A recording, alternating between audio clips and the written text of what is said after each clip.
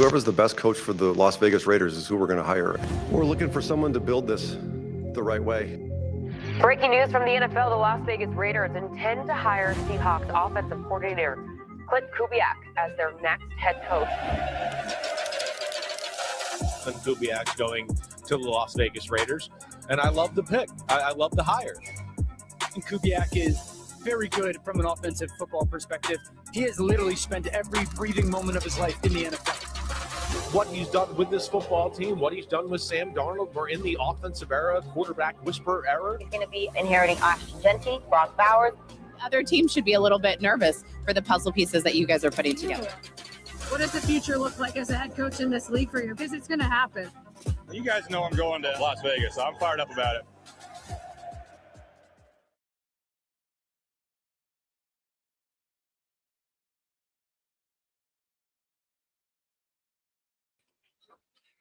Raider Nation, the moment has arrived. The time is now to start the journey back towards greatness. Ladies and gentlemen, are you ready? Raider Nation, welcome to the Kubiak era.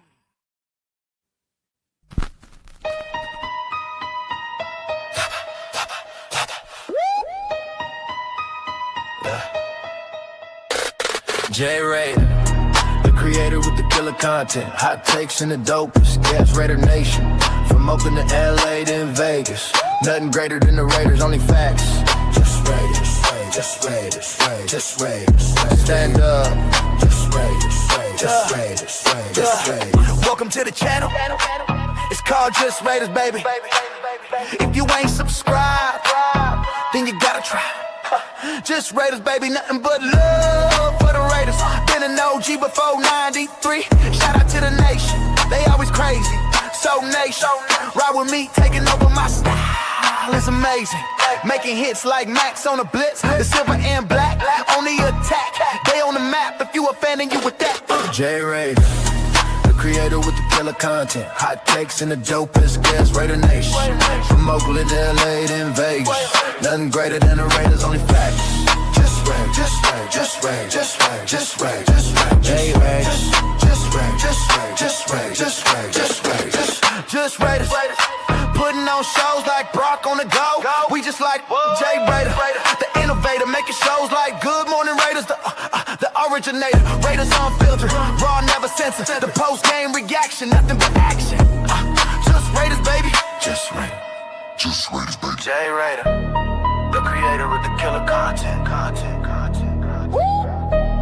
Hot takes and the dopest guests. Raider Nation, the only nation. There ain't no question. Just win, baby. Win, baby. Just win.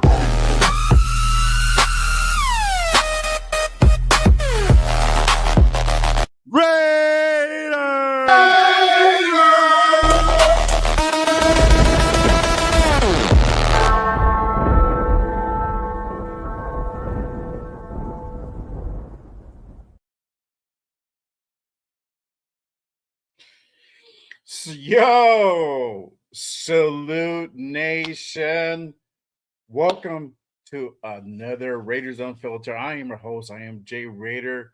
Appreciate everyone pulling up with me on this Monday night. Damn, I don't even know how I got Triple H to do that fucking fire intro. I don't know, man. Just don't ask. You got to know somebody that knows somebody type of thing. You know what I mean? Just so it is. But hey, man, appreciate you guys. Hope you guys, like the intro. Just having a little fun, man. It is a great day to be a Raider. Y'all already know. We have a lot to talk about. Haven't been on for almost a week now, and a lot of things have happened from Wednesday till now. Crazy stuff. But we are definitely going to go ahead and get into it. Real quick. Just some order of business. If you guys haven't done so already, make sure you guys hit that like and subscribe button on this channel, on your boy. Appreciate you guys rocking with me this Monday night. Hit those likes, hit that subscribe. If you're new, hit that subscribe button, hit those noties. You definitely don't want to be left out in the dark. If news goes down, hit that noti, hit that subscribe button. Appreciate you guys. Salute, salute. You already know before we go ahead and get into the news that we are all here and all waiting for, let me go ahead and acknowledge the chat. Appreciate you guys. Let's see real quick. Shout out to Darren in the building, my guy. Let's fucking go. That's right, my guy. Appreciate you pulling up. My guy. Hey, yo, Anthony in the building. My guy, Anthony. Yo. Rorschach is not here, but he did drop me some biz real quick to go ahead and do. Let me go ahead and take care of that already. I go ahead and anoint the mod at here at Just Radius. Appreciate you, my guy. Salute to you. Congratulations. Appreciate you pulling up, my guy. Shout out to Jack in the building. What is good, my guy? Salute. My guy, Raiders Fool, Chris in the building. Salute to you, guy. My guy, one of my mods here at Just Raiders as well. Salute. Bill in the building. Mine is Maxx. We're gonna talk about that, dog. We're gonna talk about that for sure. Shout out to Bloody Raider. Hey man, appreciate you, my guy. Thank you. Yes, sir. Great start to the off season. We're definitely gonna go ahead and get into that for sure. Hey, appreciate you pulling up, Queen. Salute. Thank you. My guy, Rorschach24, one of my mods here at Just Raiders. I got you, my guy. Just anointed the mod of this chan. Appreciate you. So thank you, brother. Salute. My guy, Space Beast in the building. One of my mods, another mod here at Just Raiders. We about that business now. Yes, sir. There's some serious business going down. My guy, Eric in the building. What is good, my guy, Fernando? We gonna talk about that. Yes, sir. My guy, the real Dixon in the building. It feels like victory. It goddamn it should. And we didn't even play yesterday, dog. And we feel like we won. We just won out yesterday too. It was a beautiful thing. Shout out to you, man. Salute to you. One of my mods here. Another mod here at Just Ray Mods. The mod's pulling out, man. Don't fuck around, y'all. Don't fuck around. It's all good. Shout out to John Leon in the building. What is the deal, my guy? Appreciate you pulling up. I.E. Raider Mike in the building. What is the deal, my guy? Appreciate you pulling up. Salute to you. Appreciate everyone who's been rocking with me for the last almost 2 years now, who's been pulling up for the majority of the lives. Hey, appreciate you guys. Salute to you. Everybody here, welcome. Make sure you guys hit that subscribe button, hit those likes. It does really help to go ahead and support the show and put it out into the YouTube and the X algorithms out there. Make sure you guys go ahead and repost this. If you guys are on X, make sure you guys go ahead and spread the word out there for sure. All right. Shout out to my guy Troy, just pulling up right now too. What's up, Jay? What do you think of those trading? Oh, we gonna get into that. You already know. I haven't talked about it in almost a week, bro. You already know. We're gonna get into that shit for sure. But let's go ahead and take care of the first order of business. Klint Kubiak officially named the head coach of the Las Vegas Raiders. Y'all already know. Yesterday, I put it out there. If you guys follow me on Instagram, I put it out there. It kind of let it be known out there about Klint. Klint got interviewed yesterday, and he kind of put it out there. So, Cat was out of the bag a day early, but it put a lot of minds to ease from Raider Nation. Let's go ahead and let me pull that up real quick. And you know what? I'm going to give a shit today, man. It's a great day to be a fucking Raider fan. And if I get demonetized, well, guess what? Everybody catching the replay, you might get some parts cut out. It might be that time. That's what happens. You got to pull up to the live. Sometimes, because sometimes I got to edit shit, But let me go ahead and pull this up real quick. This was Klint yesterday when he was interviewed. After the Seahawks win the game, he was asked about the Raiders. Let me go ahead and play that for you guys. Look like as a head coach in this league for you? Because it's going to happen. Yeah. That's up to God, and we're gonna enjoy tonight. Yeah. So no answers on the network. Yeah. Yeah. You guys know I'm going to Las Vegas, so I'm fired up about it. But tonight, one more for one more night. Hell yeah, I'm going. Of course I'm going. Yeah. Just confirmed it right. There you go. There you go. Just confirmed that Coach let it out of the bag yesterday. He was excited. He just won the fucking Super Bowl. He's feeling high. He's like, you know what, man? Fuck it. It's a day early. I was going to fly in. It don't matter. I'm going to let it be known to Raider Nation. I'm coming. I'm going to be the next head coach of the Las Vegas Raiders.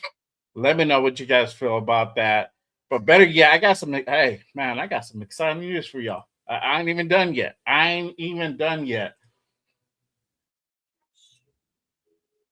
Kubiak has touched down in Vegas. Let me go ahead and play that real quick for you guys as well.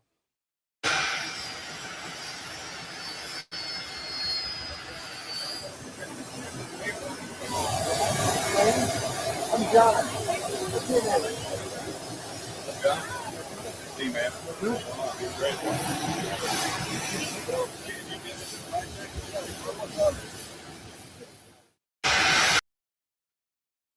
Y'all already know. Man, I mean, come on. You got coach in the building. You got coach flying down in style with the fucking, I don't know what it is, a G7, G. I don't even know what the fucking Lear jets are at now. Flying in style, bringing the family, kids, man. The kids rocking the Raider drip with the full shield. If that is not a commitment to this team, tell me what the fuck isn't. If there's any hesitation on if Klint wanted to come here, proof is in the pudding. But how are you guys feeling? We finally got our coach. This was a very long and drawn out process. I'm not gonna lie, y'all. And at times we thought it was gonna go a different way, and at times we thought, okay, this might be the guy. At times, shit, does he even want to come here? To be honest, those things were out there. But again, you guys let me know how you guys feeling. What are you guys thinking? Hey, whether you were on the Kubiak train or not, the Kubiak era has officially begun, y'all. We are underway on rebuilding this team for the future. Let me go ahead and pull up the chat. Again, appreciate you guys rocking with me on this Monday night. Salute to y'all. All right, let's see here. Let's see. I guess Space Beam. He said, I revolve for that Triple H intro. Hell yeah, dog.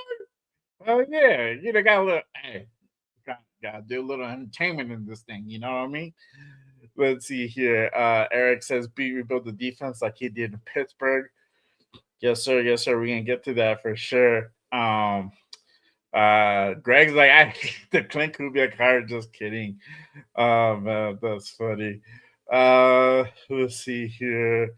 Yeah, shout out to my guy Bueno. He said, hell yeah, I'm going, bro. Bro, I'm pretty sure you got thrown the bag. And we're gonna go ahead and get into that part. I got some things lined up for you guys. Honestly, I was so concentrated on kind of building up the intro and some other things.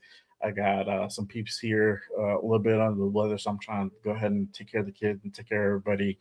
And I really didn't get to put all my banners up, but we're going to go ahead and do it in just a sec. But hey, yeah, he was like, hell yeah, I'm coming. Shit.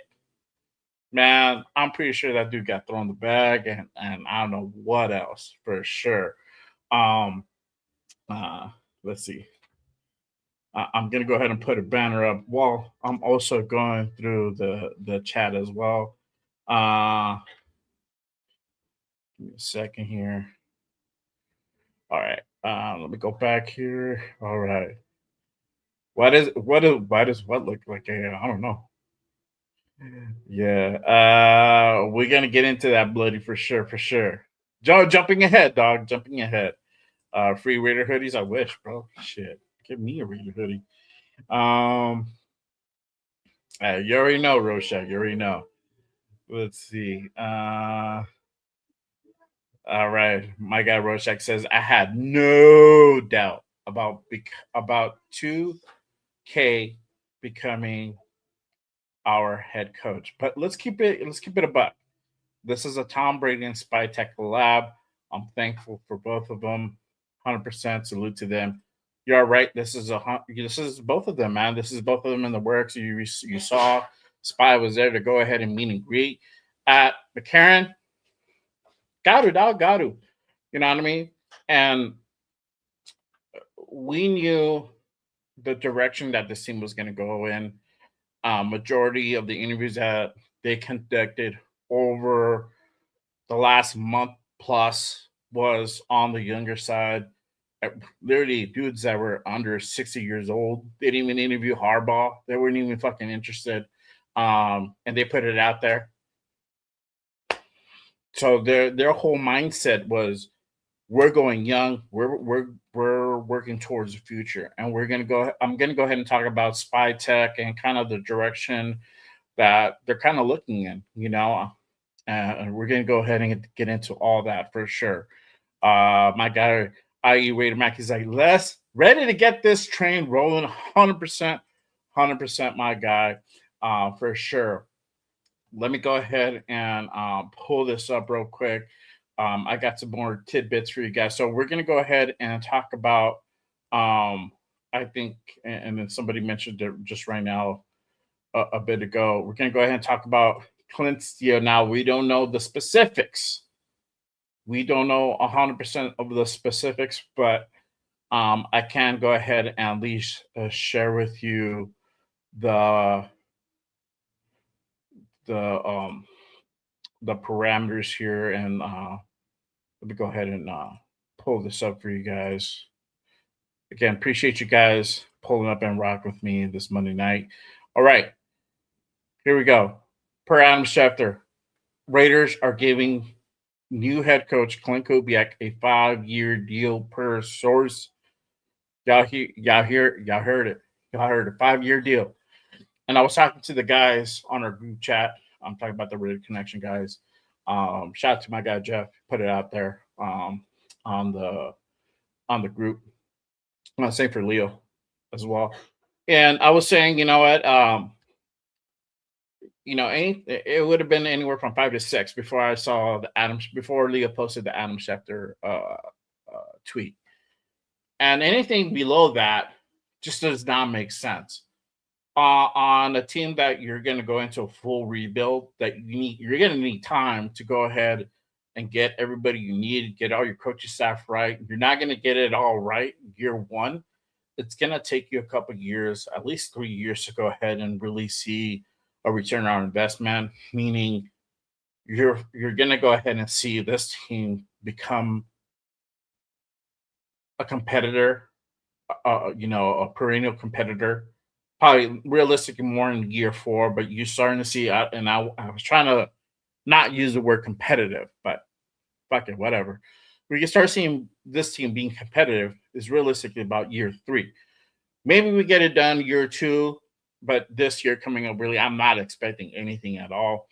I just want us to go ahead and start putting the building blocks in place. I've said this before time and time again, but seeing this as a 5-year deal, to me, that makes sense. Anything below that, if it was like a 3-year deal, 4-year deal, that to me does not make sense. Does not give enough ample time for Kubiak to go ahead and put a coaching staff together and get all the guys he needs to go ahead and make this team competitive. Because he's going to get guys this year, and you already know, we've been through this carousel before. We've been through this thing before plenty of times. Some of these guys don't fucking work out. And that's just that's just the real thing. Let's just keep it a bean. That's just the reality of it. Some guys are going to get shipped out. They're going to get released, or they're going to get cut by this time next year, or just a little bit after this time next year. They're going to get released. They're going to get cut, and we're going to bring in new guys. We're going to get this formula right. It's going to take some time. It's not going to happen overnight. So you need to give Klint Kubiak time to go ahead and do all that. Also, too, like I said before, and we can clip this at a later time, but it's realistically he's going to be so concentrated on getting his coaching staff these next few weeks, on getting all the guys he wants to go ahead and bring into the building, that it's going to take away some of the focus on the guys that he needs to be out there prospecting, right? And I know Spytek is out there and he can do a lot of that legwork, but Klint Kubiak really needs to be involved in that part. And he's not going to be able to do that fully because he's going to be so involved in trying to bring in the guys that he wants. And if these guys are not available, bringing the guy after that down the list, down his list, yada, yada, yada, right?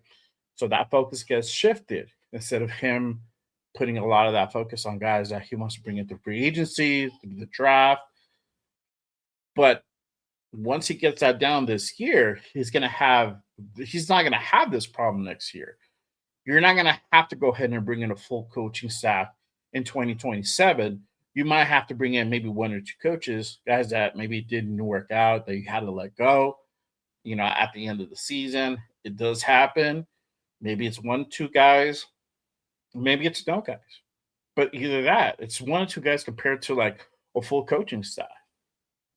And that gives you time to go ahead and concentrate on the task at hand, is continue to build this team. And so you need those 5 years. You need those 3 years. And shout out to my guy, Raider Will. I had him on here a couple of weeks ago. And we talked about,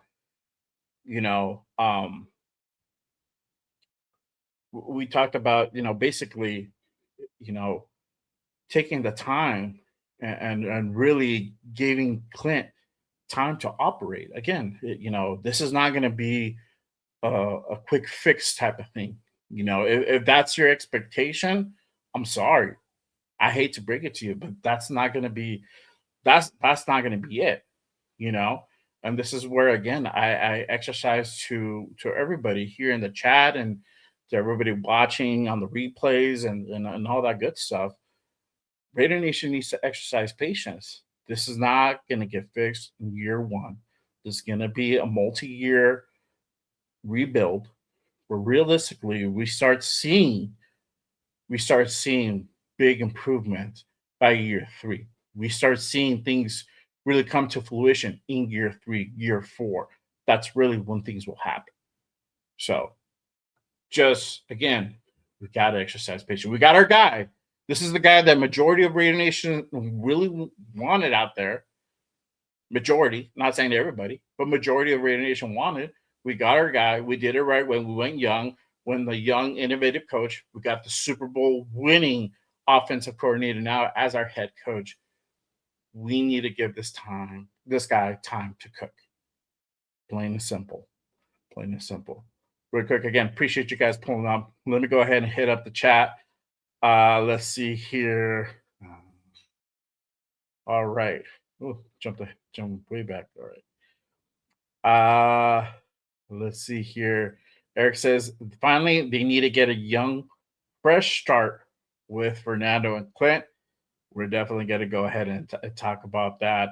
Roshak, this is what Tom Brady wants as a minority owner.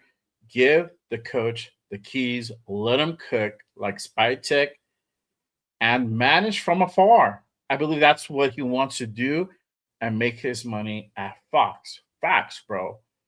And in order for all that shit to work, he needed to go ahead and get his hands fucking dirty. He did. That's if you wanted this thing to be a turnkey style where he's going to get maximum return on investment. And I keep throwing these acronyms and these words out there, but it's realistic. If you wanted to get a big ROI on this team, I mean, the team itself is very profitable. It's worth a lot of money. It's worth like $7 billion, but he's only going to get a certain percentage of that. It's not a big percentage, but if you look at the numbers, probably pretty big to most of us, right? So, but in order for him to get as much money as possible, he needs to really go ahead and be involved and help to turn around this team. So he did get involved. We're gonna see how this happens. Again, he's going into ownership, a football ownership, first time ever doing it. I think he has ownership in other sports and other, I think like Premier League and soccer clubs like that. But on an NFL team, this is really his first one. So, you know, I'm not a big Tom Brady fan, but I'm a fan of whoever's going to go ahead and help this team get back to that glory that we haven't had in 40 plus years. 40 plus years. All right, let's see here. Shout out to my guy Rosetown in the building already with the Klint gif with the avatar. Salute, brother. Appreciate you. Shout out to my guy, the one and only Hollywood Raider Jeff in the building. Appreciate you, my guy. Salute to you. Thanks for pulling up. There you go. Let's see here. Shout out to my guy Raiders Primos in the building. What is good, my guy? Thank you for pulling up. Salute to you. Appreciate you tapping in. There you go. See, my guy. Word of the season. Patience. I know, bro. I need to like figure out something where like I say patience and then like lights go off or fireworks or some shit like that. I don't know. I'll come up with something. My guy Troy, he says, I hope we give the opportunity for to build this team and takes the whole 5 years and let them go, Raiders. Yeah, I mean, you know, we just it's gonna take time. That's the thing, and we're so about instant gratification that we just want it now, and I'm guilty of that too. It's I'm not above that, you know, but it's hard as a Raider fan because we've been, you know, fucking ask Jeff. Jeff's in the chat. Ask him how long he's been waiting. He's been waiting a very long time. So to ask guys like that, it's a hard thing to do, but we got to do it. We got to do it. That's the cold hard truth. We got to wait. We got to wait for us to go ahead and get great, because this is not just a 1 year thing. This is a longevity thing, you know. You know, if Klint gets this right in year 3, year 4, 5 years is going to be a drop in the bucket. They'll Mark and them will throw them the bag and whatever else they need to go ahead and throw in that man's face. That man's about Jesus, and so I don't want to go ahead and put the devil out there on that man. But you know, they're gonna do whatever they got to do to go ahead and keep him in Vegas. You know, that's just facts. If he wins, he starts winning, that's gonna happen. He's gonna be a very successful man. Like I told my guy, well, hey, you never know. Maybe down the future, we'll be talking about the Klint Kubiak trees, right? And guess where it's going to be originating from? Right here, baby, for sure. Shout out to my guy, Laker Nation. To be honest, we shouldn't have any type of expectations. Kubiak's a great hire. Fernando has potential to be a star, but no one knows the Raiders' timeline. For all we know, we could win it all in year 1. Yeah, it could happen. It could definitely happen. It's not out of the realm of possibility. But what is the likelihood? Very, very small. Very small. You know, I realistically don't see that happening. The way you're going to start, if you could tell something like could potentially happen where that percentage could get bigger, is the offseason moves they're going to make.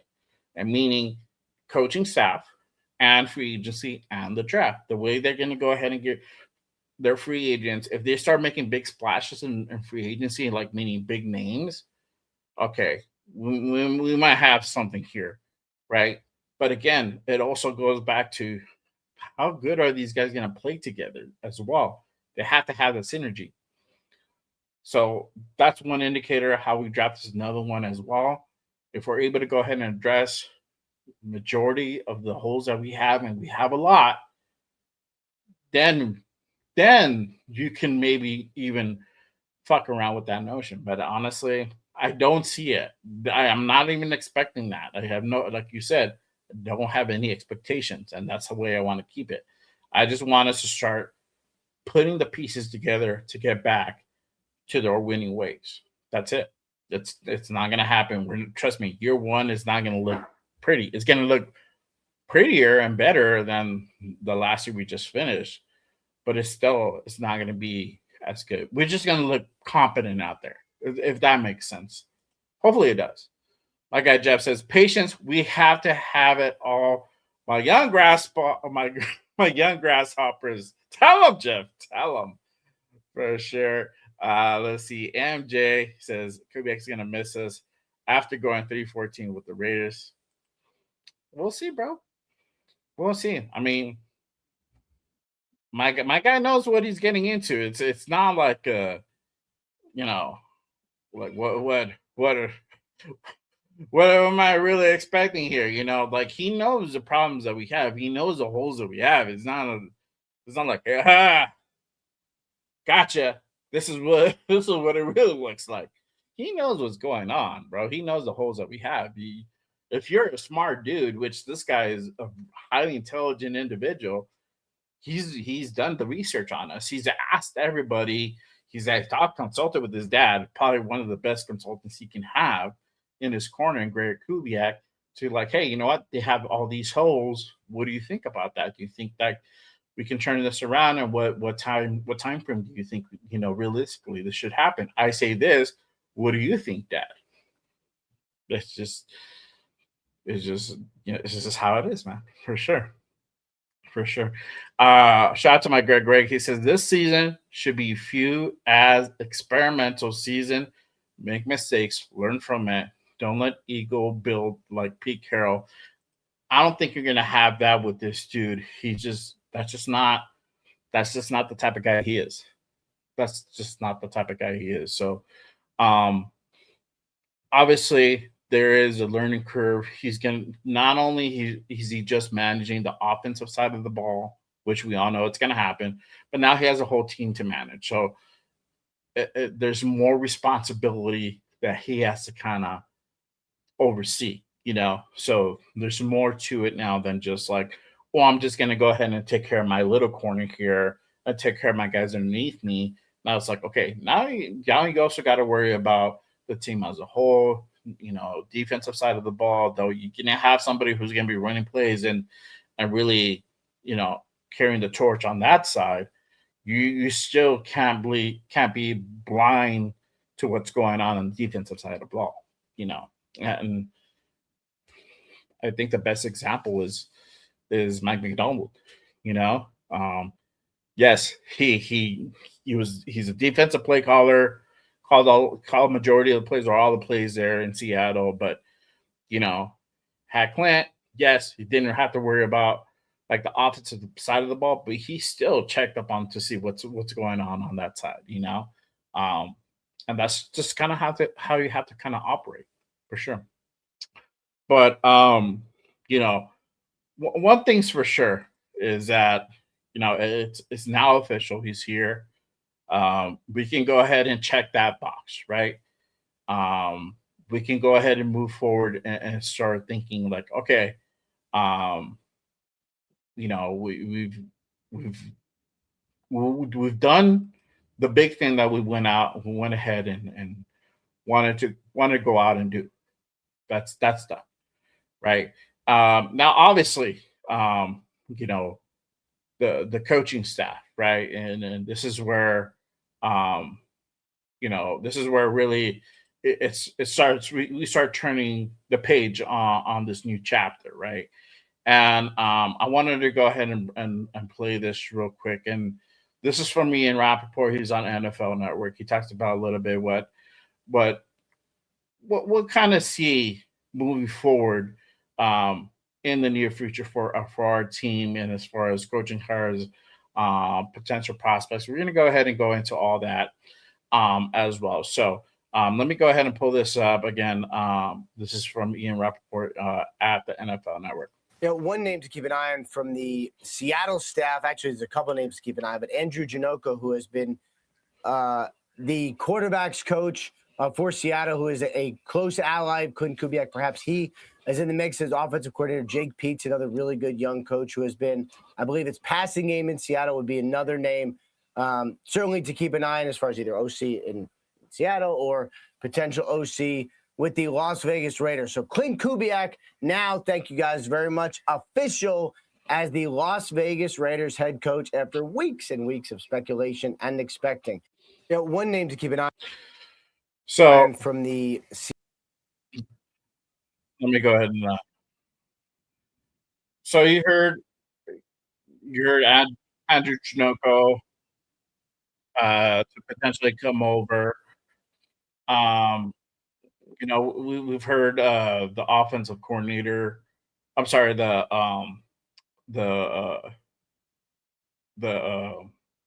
I think it was the quarterback coach for the Seahawks as well to go ahead and come over and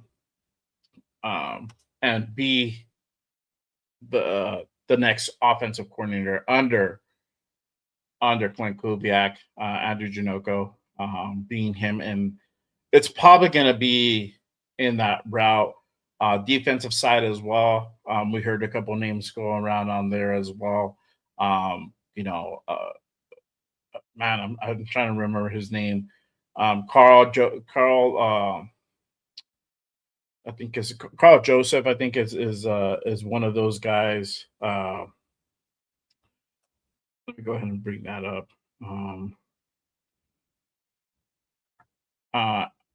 Aiden Drude is one of the guys. He's currently the defensive coordinator for the Seahawks. May or may not follow Klint. As you guys know, Mike McDonald is the one that calls the plays in Seattle. Aiden is literally the guy underneath him. He's technically the defensive coordinator, but Mike McDonald is literally the de facto defensive coordinator there. I believe Carl Joseph is the other guy. Or I'm sorry, Carl Scott. My bad, Carl Scott. I don't know why I was thinking Carl Joseph. But Carl Scott being the other guy that could potentially go ahead and follow Klint Kubiak and probably be more of the realistic lines. You've heard also names of E.J. Rivera possibly coming over to be the defensive coordinator. We talked about Jim Schwartz last week as well. Jim Schwartz is right now in the middle of the whole thing with the Browns. We don't know how that's going to go ahead and pan out. He's resigned as of now. He's resigned from the Browns, but they still own his coaching rights. Whether or not the Browns are going to go ahead and release him of his coaching rights, that's going to be a whole different other story. If they do, that would be great. That opens up a whole other thing. But it looks like Jim Schwartz might take this year off, to go ahead and just kind of focus on himself and maybe go back into the coaching cycle next season. But if Jim Schwartz is interested and the Browns don't want to go ahead and release his coaching rights, then this is a situation where you might have to go ahead and either buy out the contract or put in a trade, which, as you know, and then the predicament that we're currently in, we need all the draft picks we can go ahead and get, right? So going out and either giving a trade, doing some type of trade with the Browns for Jim Schwartz, if that route even becomes available or even possible. I doubt that the Raiders will go ahead and do any type of trade. It will probably be more on the monetary type of concept where they're willing to go ahead and buy out Jim Schwartz's contract if that is the route that they are going to go ahead and go. But honestly, the way that I kind of see this unfolding in the next couple of weeks, and again, all this stuff is going to be happening really soon, back to back almost, right? So be ready for that, guys. All this news of coach hires is going to be back to back because we are now in the second week of February. This is a short month. Literally, free agency starts on March 11th. I believe at 4 p.m. Eastern. So it's just over a month. It's like, I think it's about a month, right? Because it's a short month, something like that. It's like probably 28 days. 28 days. So it's not a lot of time. So you got to get at least your coordinating staff and some of your coaches underneath them to go ahead and start working towards free agency and the guys you want to go ahead and bring into the building, right? Guys that you want to go ahead and work with Spytex or go ahead and go after. So, and we see this a lot. We saw this in the last regime. We saw this same thing with McDummy when McDummy was here. They're going to go ahead and bring in guys that they're comfortable with, they're familiar with. This league is always about relationships. That is big. So it's who you know, who you work with, excuse me, who you work with, who you mesh with well. And I don't see Kubiak being any different. And I'm all for it, to be honest with you. And I honestly don't give a shit whether we're called the Las Vegas Seahawks.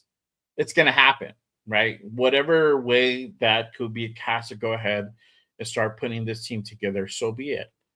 I'm not mad at that. But just be on the lookout for for us to go ahead and siphon off some of these coaches that just won the Super Bowl literally yesterday. And then it happens all the time. So, but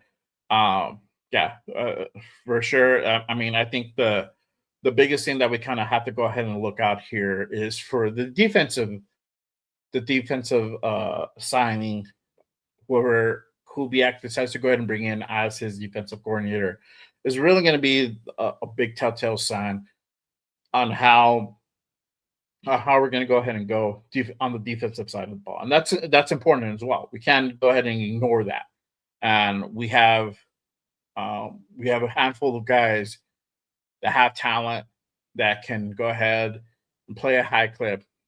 Handful, not a lot. Majority of these guys that were brought in are most likely going to go in the next few weeks. They're not going to be here much longer, but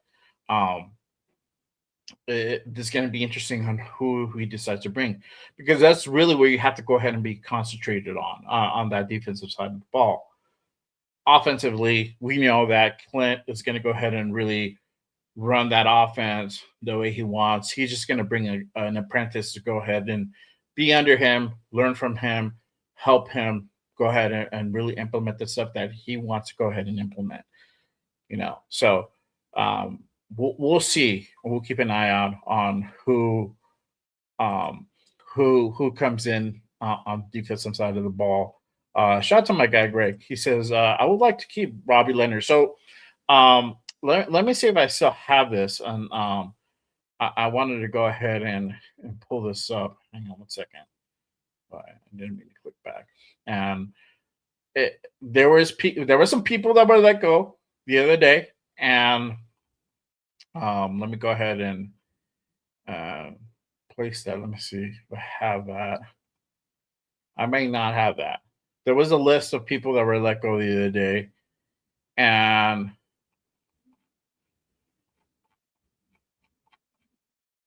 Robbie Leonard is on that list. Robbie Leonard, Luke Steckel are the two big names that are still on that list. Everybody got let go. From the Carrolls, they're out. They're done. Gone. Bon voyage. Arrivederci. Peace out. They're done. They're gone. But Luke Steckel, which, again, this was a name that I threw out months ago, that keep an eye out on this guy. He might be a guy that maybe down the line gets a nod to possibly take up a coordinator position, either with us or somewhere else. Right. Now, does Kubiak bring him or make him his OC? I doubt it. Obviously, I don't think they have not crossed paths. And for him to go ahead and kind of take a flyer on a guy that's relatively unknown for him, I doubt that he would do. But You know, anything's possible, right?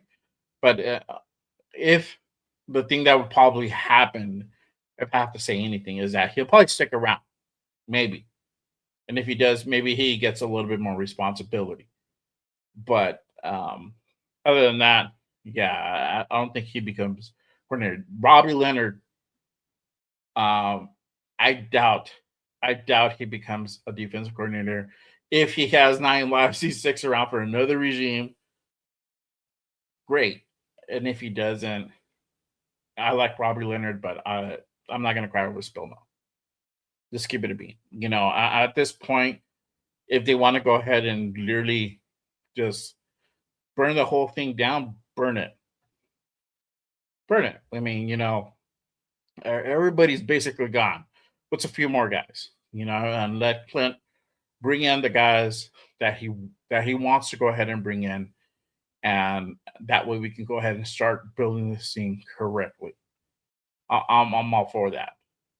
Again, I'm just trying to go ahead and find that list. I thought I had it saved. I guess not.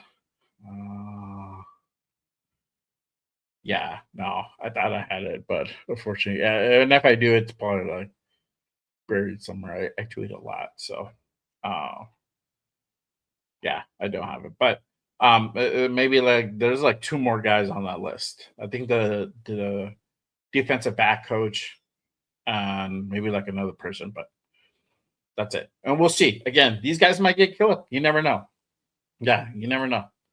So shout out to my guy Hummer. He says DC is the next big question in my mind. Jesus Christ, I can't, bro. But we'll talk about that. We'll talk about that for sure. Yeah. See, he says clean house, bring in new coaches, electricians, all of it. I don't give a damn. Bring them all. I agree, bro. I agree. My guy Greg says, I'm surprised Juice Gruden is still in the coach. That motherfucker, if anybody has 9 lives, is that dude. That dude has survived fucking regime after regime. This guy will survive the fucking apocalypse. He's like one of them roaches and just like still be around, bro. He'll crawl around from some fucking hole and be like, what's up, guys? You guys need some help? I'll help you guys out. Let's go. Get a workout in. That'll be Deuce Gruden, bro. That'll be Deuce Gruden. Shout out to Deuce Gruden, bro. There you go. Park Peter says Raiders with Fernando are gonna win it all. We'll talk about that, bro. We'll talk about that. So Hummer says I think Jim Schwartz has a 2-year contract, so he has to sit 2 years if you don't trade it. Yeah, I don't know the intricacies, the whole integral part of the contract, the intricacies of the contract, excuse me. So, yeah, I mean, it's whatever team wants to go ahead and bring him in, they'll do whatever it takes. But the Browns don't have to do shit. They could just fucking sit on the contract and that's it. So I don't know if we're gonna go potentially that route. I don't know. So, but let's go ahead and continue on.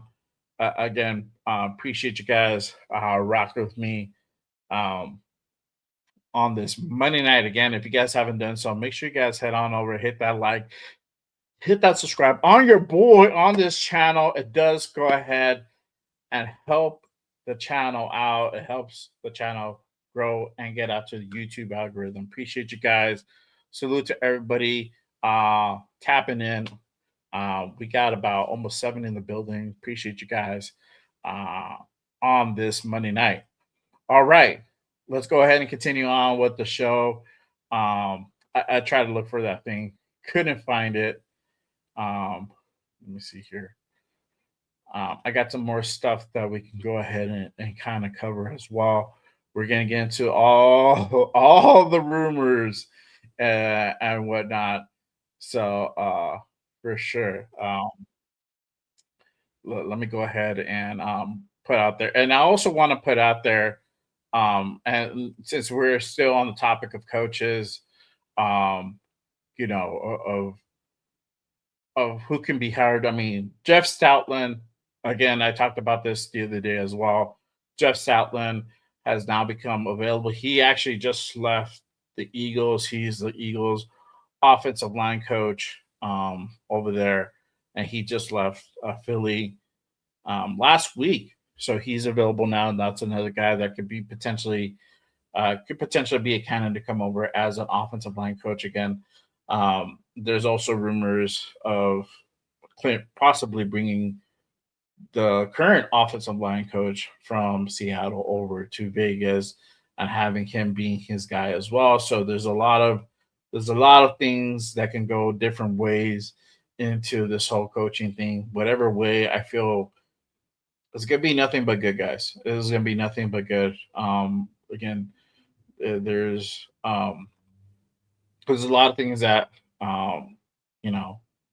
he has to go ahead and do, and he might not get it right year one, and that's why you do a contract like a 5-year contract, a 5-year thing.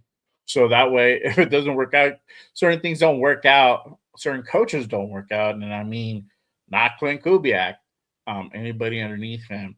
Hopefully, below coordinator level, if some of those guys don't work out, they can go ahead and be replaced. So we'll see what happens with that for sure.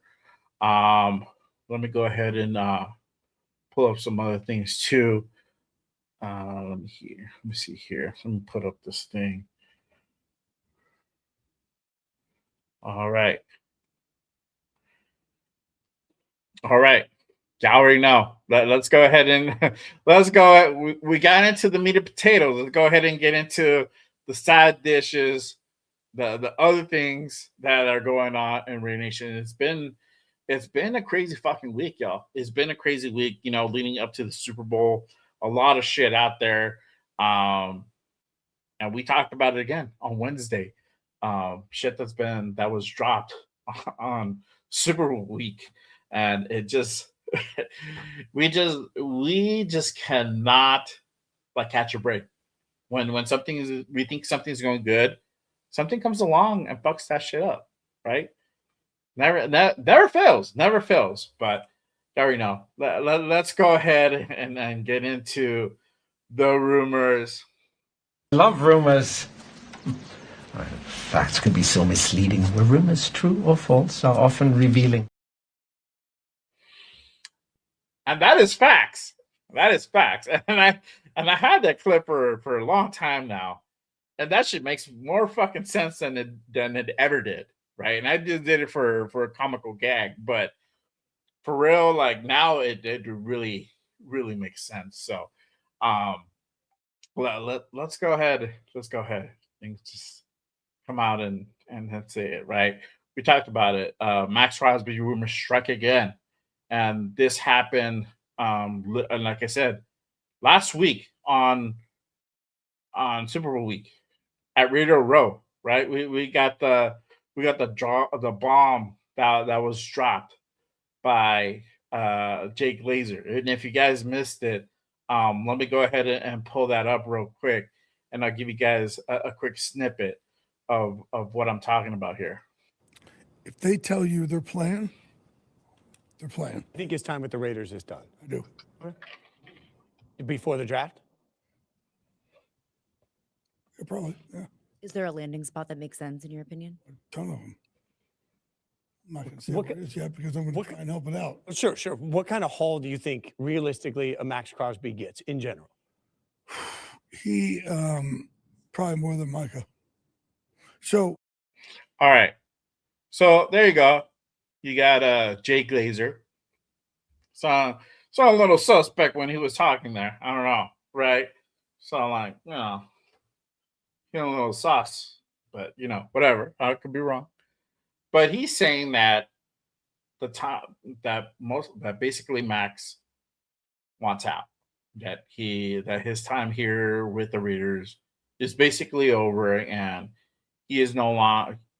He doesn't see him here at the beginning of the season, right? He's going to be most likely traded out somewhere, right? And I didn't want to go too much into it. Again, I'm trying to avoid as many things as possible, not to get demonetized here on showing you guys some of this stuff. But I just, in the whole context of just putting a good show for you guys together, I did want to go ahead and play that clip for you guys. So hang on one second. This thing is like I don't know what's going here. Okay, cool. Sorry. Just for the context of the whole thing, I just wanted to go ahead and play that for you guys. So that happens, right? We get that come out by Jay Glazer. You have Diana Rossini saying that she had Max saying that he wants to go ahead and go out and play for Matt Grable. All this stuff. You had all that come out last week, almost a week ago. All that going down, and you got a couple of days that happen that go by, and then all of a sudden you get Max that comes out and gets on Colin Howard's show and kind of talks about some of the rumors and whatnot. So let me go ahead and pull that up again. You guys can go ahead and see like the whole thing from Kubiak, Max's thing on my IG, JRaider_505. Make sure you guys hit that follow button if you're on there. If you're on IG, if you're on X, hit that follow as well. It should be on there as well. Or I might have retweeted it, but obviously it's everywhere. So if you haven't seen it, this is really quick. Stories because you're such a high-profile player. Facts. Tom Brady's part owner. Here comes Fernando Mendoza. You're in the news now all the time. So I don't know what's true, what's not. Here's what I'll ask. Where are you today with the Raiders? Where's your mind at? What are your thoughts? I don't know. What I read true, what I read, that you're in the news all the time. So just lay it out there. Where are you with the Raiders? Yeah, it's funny. I'm glad you brought it up because, it's like damned if you do, damned if you don't. For me, in the past, I've learned, being too vocal and too involved with trying to make, I want this coach or I want this. Like, I've learned my lessons and I've learned from that. And like, that's not my job. My job is to be the best player I can possibly be that guy in the locker room every single day, the leader. That's who I am to my core. That's all I love. That's all I care about and love is being the best version of myself in that locker room and on the field on Sundays and in practice and doing all those in the weight room, leading from the front, not talking and, not leading every day. I do it every single day. So that's what my importance is.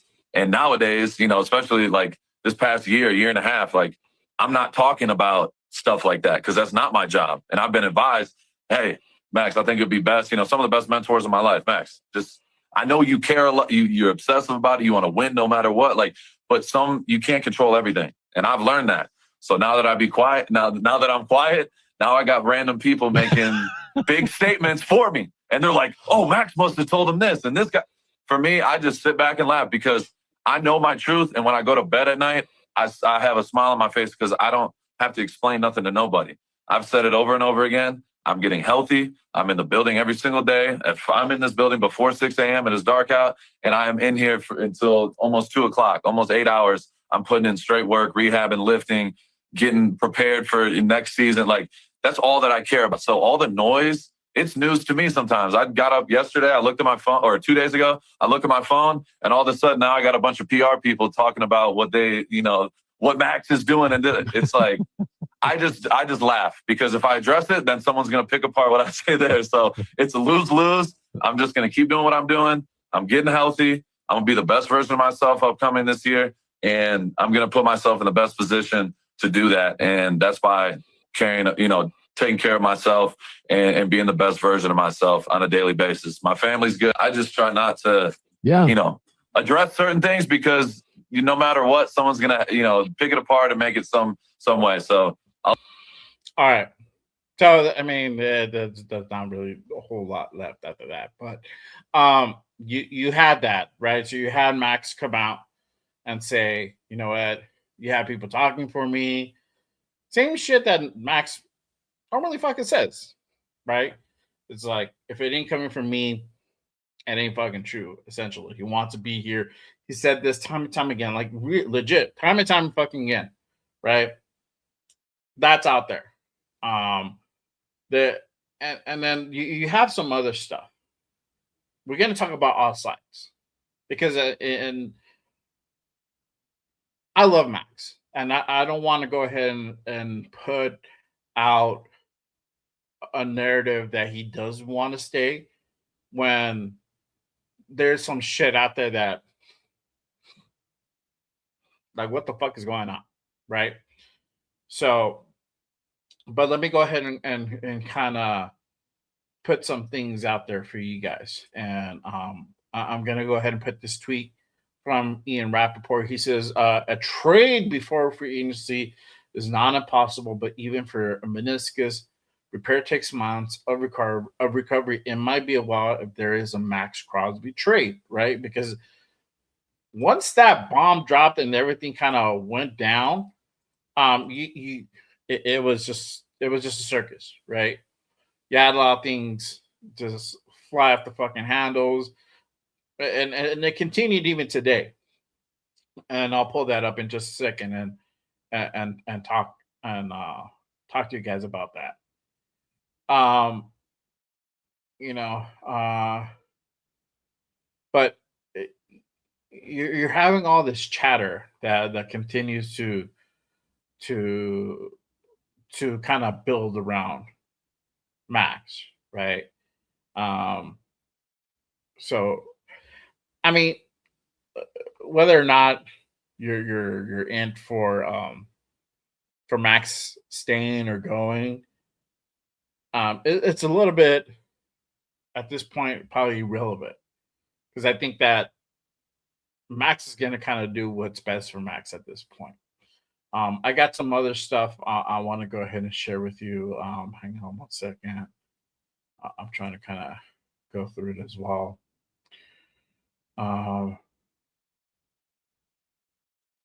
Okay. All right. So I'll put this out there real quick. A shout to Raiders fandom. Again, this is something that he put out. He says, "Sources say Crosby and team are in a great place, even with Crosby obviously frustrated now with not being able to finish the season on the field after he was shut down for the final 2 games of the 2025 season. In part, though, that decision led to his rehab starting earlier and Las Vegas securing the #1 overall pick in April's draft. Crosby hasn't requested a trade when Raiders GM John Spytek asked following the season if Crosby was untouchable. He kept it open by discussing how highly thought of Crosby. I love Maxx. He embodies what it is, what a Raider is." And this is what Spytek said on the 5th, right? So you have all that chatter, right? You have stuff like this coming out, and I'm also trying to go ahead and pull this thing out that I saw the other day. Hang on one second. See if I can pull up the clip. And he did this show. The other day, and I watched it. I watched part of this video last night, and it was another interview he did that kind of got me taken back a little bit. And I was like, it doesn't sound like he's too happy, right? And we know this, but again, it's just there's some just reaffirmations that should be said that haven't been said, and that goes to show me that there might be some smoke. And the whole thing with Jake Glazer and their relationship and how they they're tight and whatnot. I mean, we don't know how tight they are. We don't know what the extent of their relationship goes, right? We don't know if they talk every day. I don't know. If you hear something from somebody who knows somebody, it's just like you can only go down the pipeline so much, right? But let me go ahead and pull this up.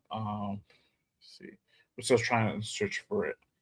But again, it's just, we're just hearing all this shit. Let me take this off. We're hearing all this stuff come from all these different sources in regards to Maxx Crosby.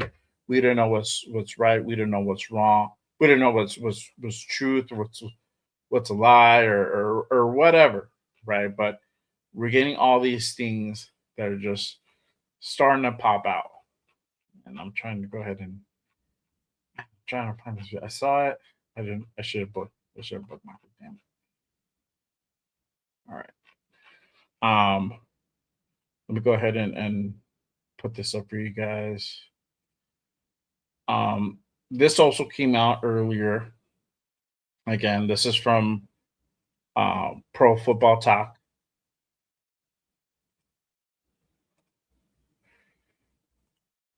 And it says Maxx Crosby reportedly told Tom Brady that Crosby will never play for the Raiders again.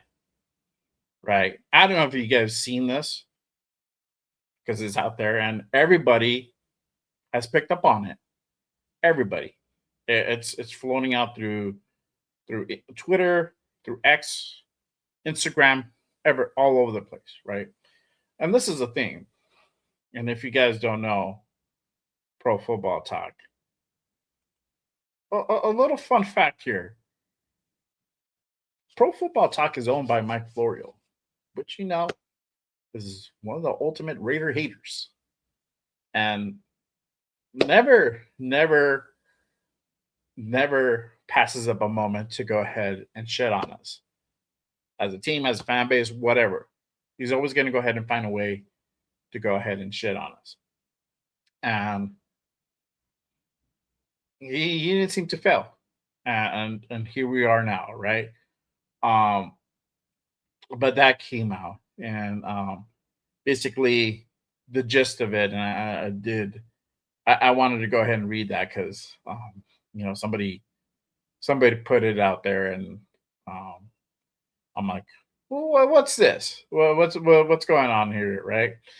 And basically, it's just a conversation that supposedly, again, from an anonymous or unnamed GM, told this reporter that Max had a conversation with Tom Brady, and that he basically requested to be traded, either to be traded or he's just going to go ahead and up and retire. And if we just saw that video clip just a bit ago about Max, being in the gym, working towards his rehab. Yeah, you already know that's bullshit. That's bullshit indicator number one. It should be bullshit indicator number one. And if you don't think so, like I don't know what to tell you, but it definitely should be bullshit indicator number one. That this guy is actively trying to go ahead and get back. He's a competitor. He wants to go ahead and play at either even if the rumors aren't true or they are true. If he's going to go ahead and play, he wants to go ahead and play the season, whether with the Raiders or with some other team. Basically put.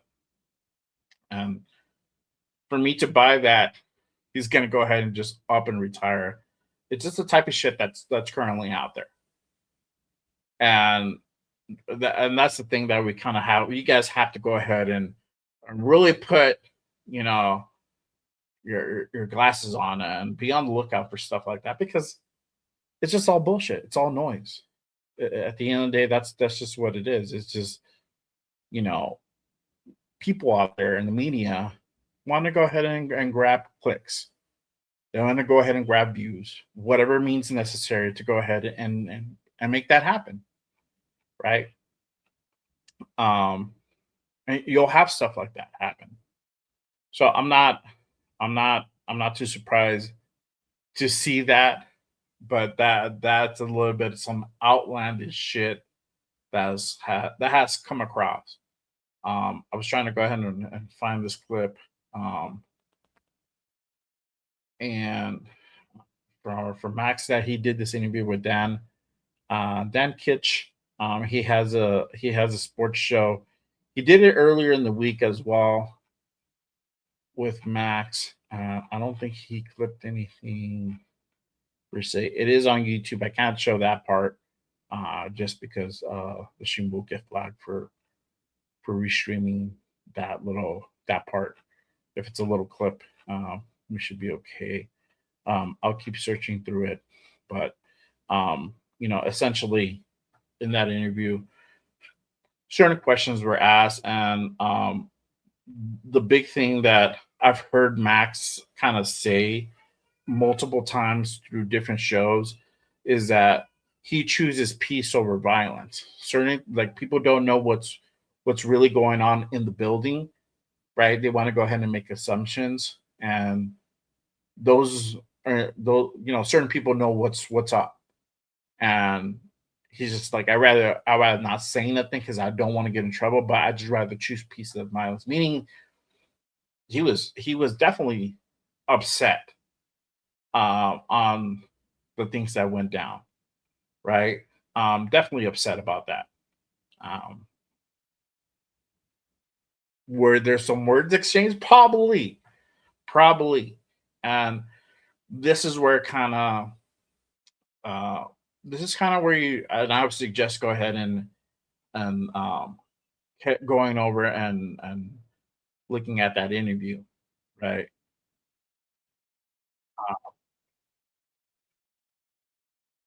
Hold on. I think I could play a little bit of it. Hang on one second. All right, let me play just a little bit of it again. We might have to go ahead and cut that out at a later point. So if you guys are watching the replay, you don't see what I'm talking about, just go ahead and catch that on YouTube, and you guys can go ahead and see it. So let me go ahead and just play the little excerpt, and they'll just be just really quick. And he just said, and then he addresses it as the Oakland Raiders. So that's another thing. So let me just play that real quick. It's news to me.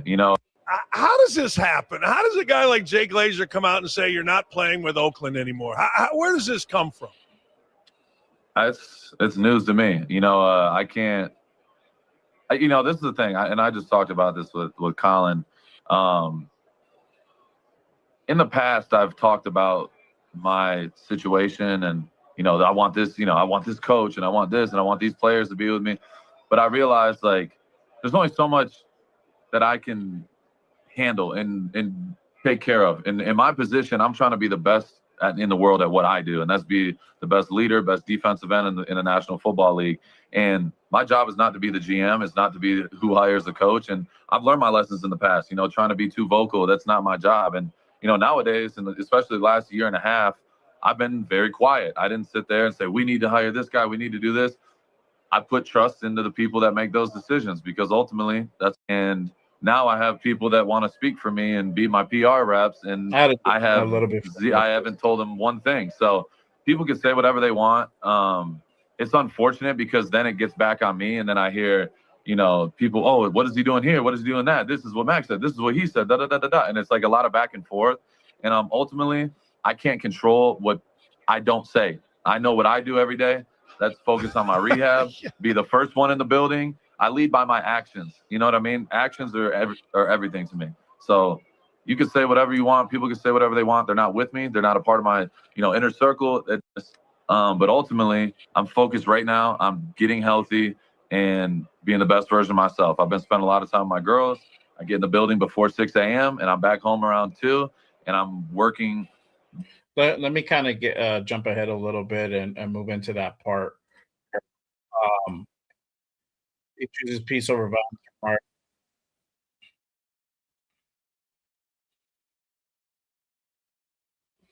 Okay, here we go. Let me play that part.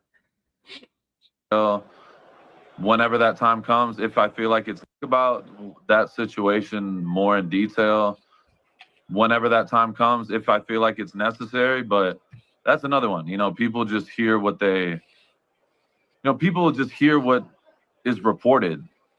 And I haven't heard one person actually know the truth about what happened. So people can say, oh, he's being emotional, he's doing this, and they have no idea what really transpired. And I choose peace over what violence. did transpire from your? That's a very good way to go. I choose peace over from violence. Your standpoint, what because did I know what happened, but I choose peace over violence. I don't need to. My point is I know where I'm coming from. I stand by where I'm coming from. And I don't need to sit here and over-explain what happened, because there's certain things that don't need to be talked about in public. And I don't, there's more to it. And for me, No, I get I'm all it. about, 100% like I get talked it. about, I'm all about action. You could say one thing, but when you show me who you are, I'm gonna believe you. That's what it is. So I'm gonna leave it at that. And I'll just say this. Yes, of course I was mad. You know what I mean? It was, Yeah. I'll just leave it at that. All right. So I'm not gonna play the whole interview, of course, right? I might have to cut this out later. So if you missed it, you go to X, go to Dan's channel, go ahead and watch the interview for yourselves, and you guys make your own decisions about that. But honestly, bro, like that doesn't seem to me like a guy who's happy about this shit, and shout out to my guy Rorschach. He's like, I'm over this bullshit. Every year it's with the off season starts or ends, we got to deal with this whole shit. If Maxx wants to leave, then go, as long as the organization gets the best deal in return by Felicia. I'm gonna talk about this. I'm gonna talk about this right now in a second. But you guys do your homework. Go out there, look at some of the stuff. My whole thing is this: when you get shit like from Mike Florio's channel, I would take some shit with a grain of salt. If you don't hear these guys go on record and say certain shit, take it with a grain of salt. So for guys like Jake Glazer, right? And I'm a fan of Jake Glazer, the whole MMA thing, and cool dude. But I don't know what his whole intent there was. And shout out to my guy Simone Raider. He asked him, like, what was up with that shit that you said earlier? He's like, well, Maxx didn't say, I did, right? So it's coming from him. But how much of that is true? We don't know when that conversation took place. It could have been 2 weeks ago. It could have been 2 months ago. It could have been 6 months ago. I don't know, right? Could have been different. We don't know. But when you have stuff like when Maxx goes out and does these interviews, then you start making your assumptions. Take that for what it is, right? Or make your own conclusions, have your own opinions about that. So that's why I try to go ahead and give you guys both sides of the spectrum, because I don't want to just show you, hey, everything is all sunshine and rainbows over here, but reality, it's something really else over here, right? But my thing is this: could there be some truth to it? I think there's definitely some smoke to it, right? And we know that there's a relationship between him and Jake Glazer, right? So, and from what you just heard, he wasn't too happy. He's probably still not happy, and he's probably still pissed about that shit. I wouldn't put it past him that he's still upset on him being shut down the last couple of games of the season. But in reality, this is a thing where, and I love Maxx. I'm a huge fan of Maxx. I rock the jerseys. The kids rock the jerseys, the 9-8 jerseys, Crosby jerseys. My fucking son is named after the inspiration behind his name is behind that. We love wifey loves Maxx. This is a Maxx household, Maxx Crosby household for all intents and purposes. But when I have to, and if I'm looking at it from a whole, if I have to look at it outside of my Raider goggles and just look at it for what it is, and even with my Raider goggles at times, if he really wants out, then he should say so, but not to us. He should go out and talk to Spytech, let him know, hey, let's start looking into different teams, contenders, and try to see if we can go ahead and work something out.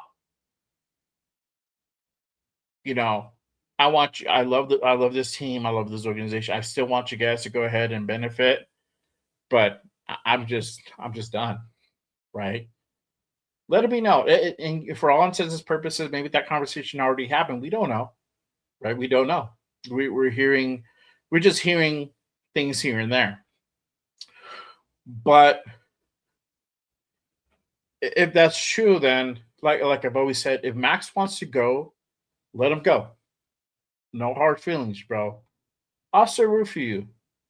100%. 100%. But this has always been my shit. And this is also, and I know probably Leo's gonna get on me when he ever sees this shit.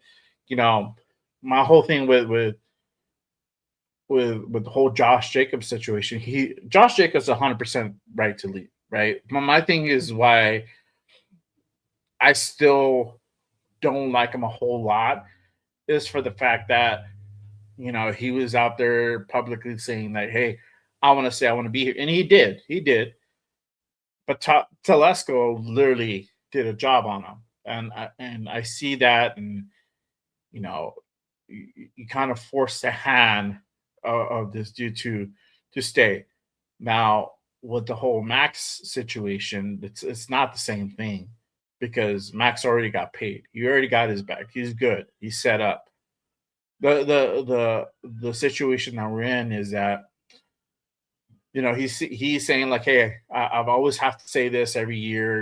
Everybody knows where I'm at on this stuff. But when you're talking like this, it makes you kind of think. We have guys like Jay Glazer come out saying that his time might be done in Vegas. Makes you fucking think. And if that's the scenario, cool. This might be a situation where we possibly might not see Maxx in the silver and black by the beginning of the season. And I told shout out to my guy Darren, he's in the chat. And I told him on the DM, and again, clip this shit because it could 100% happen. Definitely a possibility.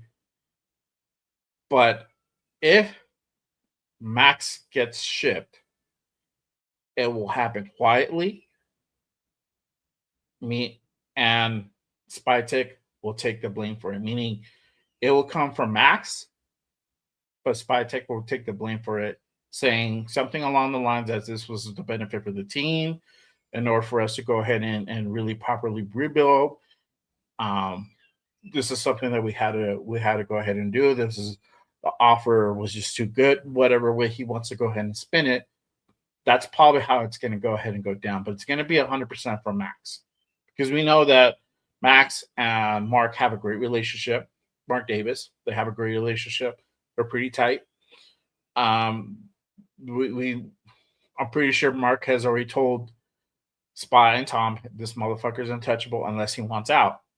And if it does happen, if a deal does happen, it will happen quietly, meaning we won't hear about it unless it really gets leaked from the media side. It'll happen quietly, and Maxx will get shipped out. Just like the shit with Christian Wilkins when they fucking released them. And we know Spytech keeps everything to the vest as much as possible. They try to keep a lot of stuff airtight. We won't know until it happens, and Spytech will take the blame. Does that really happen? Don't know until it actually does. That's my take on it. I would love Maxx to stay, but if he's done, if he doesn't want to do this, if he doesn't want to go through his rebuild, because honestly, we're probably in the best position that we've ever been in the last 20 plus years. Probably going on 23 years, 24 years almost, we're probably in the best situation that we ever will be in. Meaning we're on a rebuild. We have a very talented young head coach who just literally won the Super Bowl yesterday. Has one of the best offenses in the NFL and is ready to go ahead and put a team together. We have the best tight end in the league. We have probably one of the best running backs in the league, number 6 overall pick, right? We have a young group. We have some talent on both sides of the ball. Not a lot, but there's a handful of guys maybe on each side that could be something down the line, right? There's some potential there. We just needed the right coaching, the right situation, the right guys to be in place to go ahead and make that happen. And if Max doesn't want to be a part of that, with wholeheartedly, all love, it's time to move on. It's time to move on. And we should get as much as possible if that happens. And realistically, what does that kind of look like, right? Because I've heard that being said. You know, what would that look like? Will we get 3 first-round picks? I've heard that being put out there by fans. Let me tell you something. If Max gets traded, it's not going to be for what you think. It's going to be far less than what you think. Because the way that this market's set up for trades, it's always less than what you think. My case in point, Jacoby Myers for recent. We thought we can possibly get a third. A lot of people saying third, and we ended up getting a 4th-round pick for him. So it's always less than what you think. That the evaluation happens. Now, you have Maxx Crosby, who's 20 years old. He's going to be 29 this year. Already had a couple surgeries, couple injuries. He wasn't really. If he had an injury, it was very minor, right? To some degree, he was still able to play with it. That's what I mean, minor in that sense. But he still was an injury. He had to have surgery for it. But you already had a couple injuries on that part. On getting on the older side, still under 30, still has a pretty good amount on the tank left, right? But for us to expect we can get 3 first-round picks, it's probably not going to happen. Realistically, you're probably looking anywhere from a 1st round and maybe 2 seconds. You can go ahead, if we're able to go ahead and maybe find a team that's desperate, that really, really sold on Max, that really wants him desperately. You may be able to go ahead and get 2 firsts and maybe a 2nd out of them. But realistically, I probably think the going rate for Max is probably going to be a 1st and 2 seconds for him. And if we're able to go ahead and kind of get that, and if he wants out, then that's something that we should definitely go ahead and take. Now, this changes the whole thing on Mendoza. We talk about Mendoza. We've been talking about Mendoza from like the whole offseason, right? And the whole talks about us training away the number 1 pick. If this move happens, you don't have to worry about that. Because for one thing for damn sure, if you're gonna get 2 firsts, and this is the thing, you're not gonna get 2 firsts this year. You're gonna get a 1st for this year and a 1st for next year. You're getting that extra 1st-round pick. It's probably gonna be on the lower end, meaning on the later rounds, I want to say 15, maybe 18, down below, right? 15, 8. Let's say 15. Let's just keep it even. 15 to 32, anywhere in between that range, right? It's not going to be a top 10 pick. I'll be surprised if it is.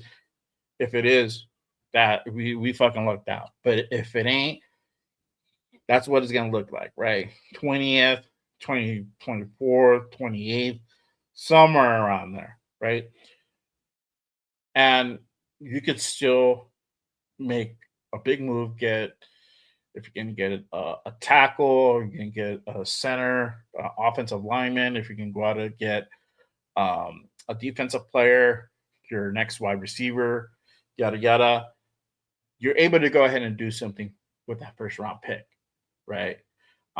If you're able to go ahead to get the 2 firsts, so meaning first this year, first next year, now you got something to go ahead and really build with, right?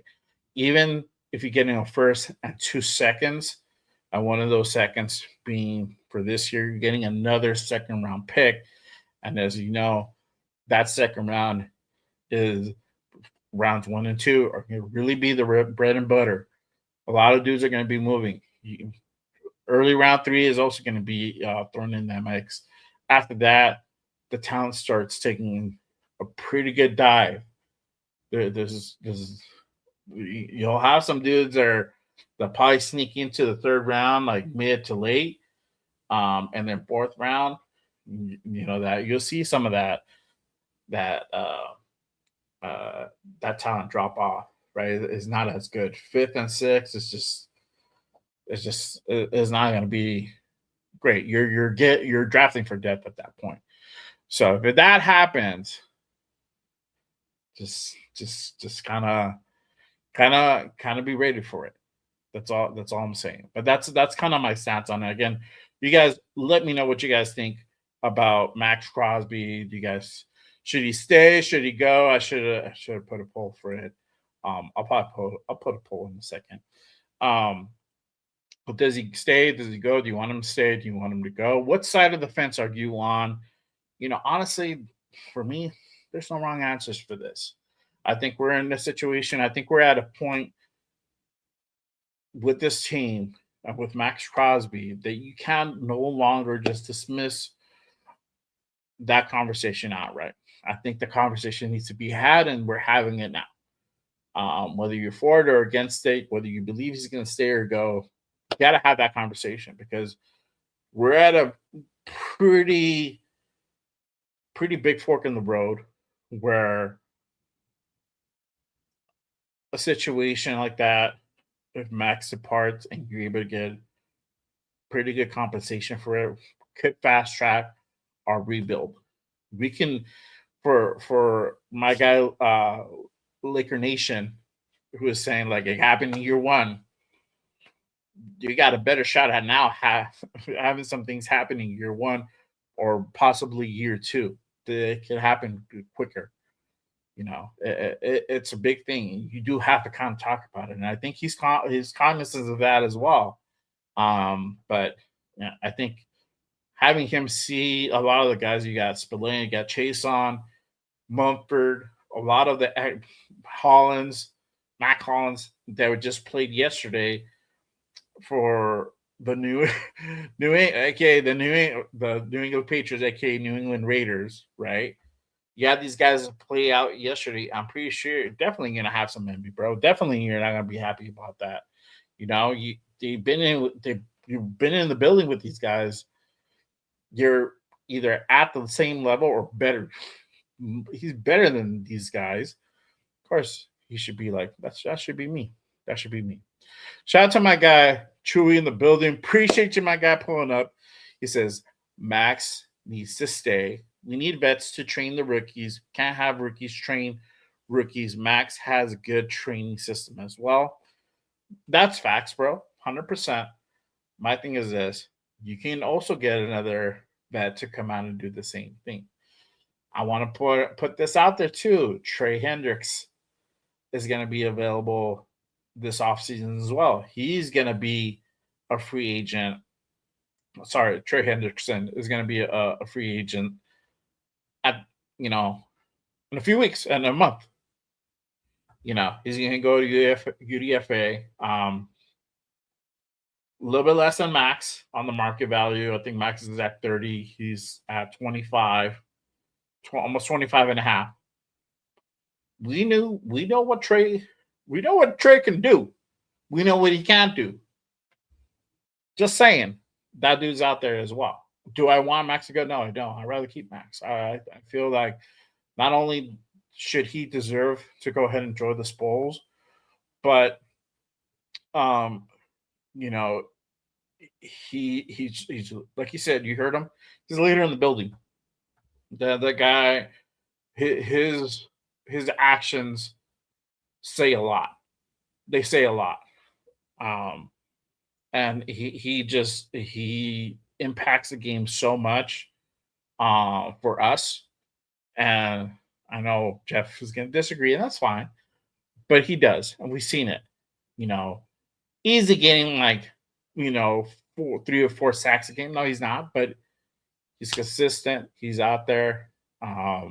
He's disruptive as well.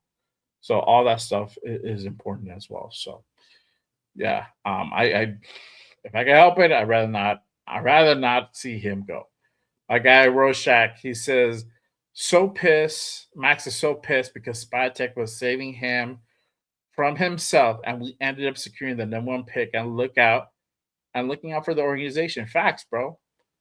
And that's another thing too that I think that he just doesn't realize, and I think it's just the competitor in him that he just wants to go out there and play and be there for his teammates, that he kind of doesn't see the big picture of it. And this is where and again, we have the conversations and we have these things where you let the GMs manage, and you let the players play, coaches coach, because a player is going to be focusing on the game and being there for his teammates and being as productive as possible. Coaches are going to see a bigger picture game wise, the rest of the season. Now you have GMs are going to see on a long-term basis, meaning like, what is this guy going to be able to make it the next 3 years? Forget about just this fucking season. What about next season? What about the season after that? And that's the type of scenarios that we're talking about. It was definitely necessary on multiple aspects, not only just from himself, but we're trying to secure the #1 pick. These were meaningless games that had no impact, no positive impact on our season except negative, right? Meaning if we would have won 2 extra games, we would have not had the first overall pick. Would have probably been number 6, number 8, somewhere around there. If we probably would have won 2 more games. We wouldn't be talking about Fernando Mendoza. Would Klint Kubiak be in the picture? Probably not. That's how impactful, as shit of a season that we had, and it was atrocious. Everybody was in dismal mood and upset. We gotten some silver lining and getting the #1 pick, and now we're able to go ahead and get our next head coach for the future, because it changes things when we have the #1 pick. Now you have that extra thing. Like we're probably going to have the second most cap space. We're probably going to hit about over 100 mil in cap space. Right now we're about 80, or projected to have about between 80 and 90. That'll probably go up a little bit more depending on the offseason moves that we do the next 30 to 45 days, right? That could potentially change. So we might have over 100 mil in cap. You have the #1 pick. You have the ability to go ahead and formulate and bring in the coaching staff that you particularly want. You have the carte blanche to go ahead and do that. So you have the ability to go ahead and dictate that and bring in the guys you want and run it the way you want. If we would have went 2 more and not have the #1 pick and maybe kept some guys in the building, Klint Kubiak would not be in Vegas right now. That's just plain and simple. The plain and simple, the dirty and clean about it. That's just the way it is. So he has to see that bigger picture, and he may or may not, and that's okay. He's a player, and what we need him for is to go out there, give us 110% when he's on the field, and that's it. Be the guy who he is off the field. He's a great guy off the field, and that's it. We don't need him to be anything else besides that. And I think it's hard for a guy like Maxx to go ahead and do something like that when before you had a voice, you had a bigger voice, and he still kind of does, and you were able to go ahead and influence some shit. It just didn't work out that way. So, yeah, that's kind of rad. See, Greg is like, I'm ready for the combine in March for sure. Yeah, shout out to my guy Lecky. He says every offseason, nothing but drama. If Maxx wants to leave, let him go. For sure, bro. For sure. It's if he wants out, he's out. Let him go. Yeah. Troy says, I'm done with this rumor. If he wants to go, then go and get the best deal for him. Facts, bro. Facts. For sure. For sure. Let me go ahead and yeah, my guy Chewy says it's just tough for me to let go of talent when we lack so much. I don't want to see another Gruden trade situation, but I hear you for sure. Yeah, bro. And I the whole thing with Gruden and that trade is just, and the way we fucked that up, I get it. But I think this scenario is kind of really different from that moment in time, right? Having Spy being in situations where he's already done it. He did it with Kubiak. He did it in Tampa with Brady. They've won Super Bowls. They've had success. He knows the formula. It's just about him implementing it. And I think because him being a year one GM and having that arranged marriage with Pete, and Pete having so much accolades and him being also a Super Bowl winning coach, and Pete doing it in different levels, it's like, how are you going to go ahead and try to do the things that you want to do, knowing that Pete is set in his ways or wants to do things in a certain way? You're not going to get a lot accomplished, right? Because you didn't make that hire. It was just like, hey, we're going to bring in this guy, just to let you know. And it's just like, okay, fine, whatever. So you have that arranged marriage, and we saw the product of that.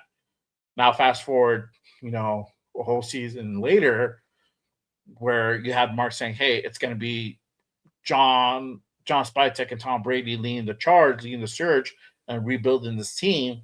They're the guys. You're going to let your GM finally GM.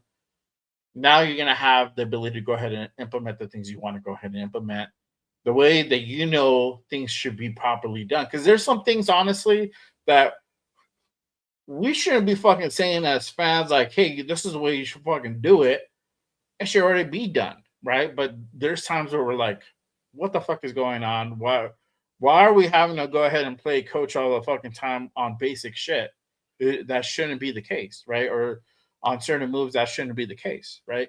So we had that all happen. I think this time is different. We had this long, drawn-out process for our head coach. And like I said at the beginning of the show, we thought it was going to go one way at one point. We thought it could go a different way. We even questioned if Kubiak was even going to come, but yet he's here. And, we're like, all right, great. We got that weight lifted off of our shoulders. Now we got to worry about Maxx. Now we got to worry about the draft. Are we going to really go after Mendoza? Are we going to trade back? How is that going to look like? Yada, yada, yada. So all these things, but the thing is that Spytek has done it already. So I was very happy when Spytek got that hire, when we brought him on. I feel this guy was very smart, and you guys can go back to my early lives from last year and you hear me saying that. I was happy about Pete, but didn't think we're gonna go this way, right? It's just sometimes shit happens like that. Sometimes the game passes us by, and that's the thing with Kubiak. And I'm going to go on my rant for a little bit longer, just a little bit on Kubiak. You're going to see all these guys come in, all these familiar faces, and I think that's going to be a lot on the coaching side. You're going to see some players come in that we're probably going to siphon off some players from the Seahawks. And hey, those are the players you want to fucking get. The guys who just won the fucking Super Bowl. Not guys from like 5 years ago that we're questioning whether or not they're so relevant in the league. Right? We're gonna bring in those type of guys. And I'm 100% with that. Right? We're talking about Raheed Shaheed possibly becoming a Raider. And that could be a potential wide receiver one. That means we don't have to go ahead and draft one, right? We might pick up one of their offensive tackles. That guy might come over. We don't know. I've heard that rumor. Possibly Kenneth Walker. Kenneth Walker is going to be a free agent this year, but I think if Seattle is smart and John Schneider is smart, he would fucking keep that dude in Seattle. Throw that man a bag. I think he's earned it. He won you a Super Bowl.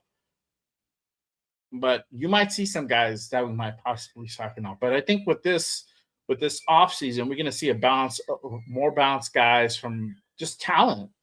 We're going to bring in talent. That's what you want. We want to bring in talent. We want to bring guys that are going to fit the system, are going to go ahead and fit, what we're trying to go ahead and build on both sides of the ball. Not just because you're familiar with this fucking guy and he knows how to run your system. It's like, okay, this guy is talented. I want to go ahead and bring him in. I want to see how he does, and he's able to go ahead and adapt. Now, he might be familiar with a similar system. Great. Let me go ahead and work with him on that. And that's the type of shit that we failed to do last year. And that's also why we're in the predicament that we are in now, where we're having 21 guys getting ready to hit free agency. Maybe a handful of guys. So 3 guys, 2 guys. I don't know. Handful. I don't see it being more than 6 guys that we keep out of that 21 bunch. Most of these guys are going to go. And that's fine. Just bring in some other guys, to bring in some new blood, bring in some real talent to go ahead and come in here and upgrade some of these positions and get us back into just being competent. That's what I want. Just have us become competent again, for sure. Let's see here. Shout out to my guy Chewy. He says, I just hit 500 subs. Would love for you to be entered into my giveaway. Hey, bro, appreciate you. Congratulations on hitting 500. Salute to you, man. Hey, yeah, let me know. Let me know what's up, bro. Hit me up offline on Instagram, X. Send me an email, dog. Whatever, man. Hit me up, brother, for sure, man. Congratulations to you and getting 500 subs. Over here, we're on the path of getting 1,500 subs. We're about 50 away. Again, if you guys are new and if you guys aren't X, make sure you guys go ahead and jump on over to YouTube. Hit that subscribe, hit those likes, hit that noti for this channel, for this show, and anything coming up Raiders related. You already know I fucking drop. I'll drop shit. Anything credible, I'll go ahead and pass it over either on YouTube or on the other platforms, other social media platforms as well. So make sure you guys hit that like, hit that subscribe, hit that follow on Instagram or X, wherever you're on. Hit that button for sure, 100%. But appreciate you, my guy, Chewy, for sure. DK says, will the Patriots win the Super Bowl next year if they get Maxx Crosby? Which he wants to go to the Patriots. We don't know if he wants to go to the Patriots. He would like the question that was asked is if he could play for like a coach, any coach. Which coach I would like to play for Mike Grable? That's the type of question that was asked. It wasn't like I want to go play for Mike Grable. It's like whatever makes sense. Now we saw the problems that their offense had. Yesterday's game was. I heard a lot that it was a boring game. It wasn't. If you're a football fan, if you're a football guy, I know what's going on. And it's like it was a defensive battle, and I was like, "Fuck, I'm all for it." You're not going to see a lot of shit happen. Defensively, there was a lot of good plays that were made. Offensively, it looked like shit sometimes, right? But it's just because the defense was that good. And this is the distinction between a guy like Josh McDaniels, a guy like Klint Kubiak. Klint Kubiak was able to go ahead and find a way, was able to go ahead and change up the scheme, change up the system, change up the way that we're operating to go ahead and just free up shit, right? Instead of like trying to, because you got guys jumping routes. We saw that. A couple of guys jumped the routes on the Patriots defensive side of the ball. And we're like, oh shit, what's going on? These guys are ball hawking. It's getting intense, right? There might be a turnover possibly going to happen pretty soon, right? And it didn't happen, but it was starting to gear that way. And but it was a lot of back and forth, and you had some drive stall off from the Seahawks. You had a lot of drive stalled out by the Pats. They couldn't get shit going until fourth quarter, right? That's when eventually the game started breaking up. We started opening up, and that's kind of how it went. But Klint had to start running the ball, and as you know, Klint likes to run the ball, run first. That's what he does, and that's what happened. And Kenneth Walker was able to go ahead and make shit happen and open up shit, and eventually they were able to go ahead and get a couple of scores to make the difference in the game. They won by 16 points. May got sacked. May did not look good at all. So they have to fix some stuff. Will Campbell was getting owned yesterday, bro. Plain and simple. Will Campbell was getting owned. And I forgot the other rookie as well.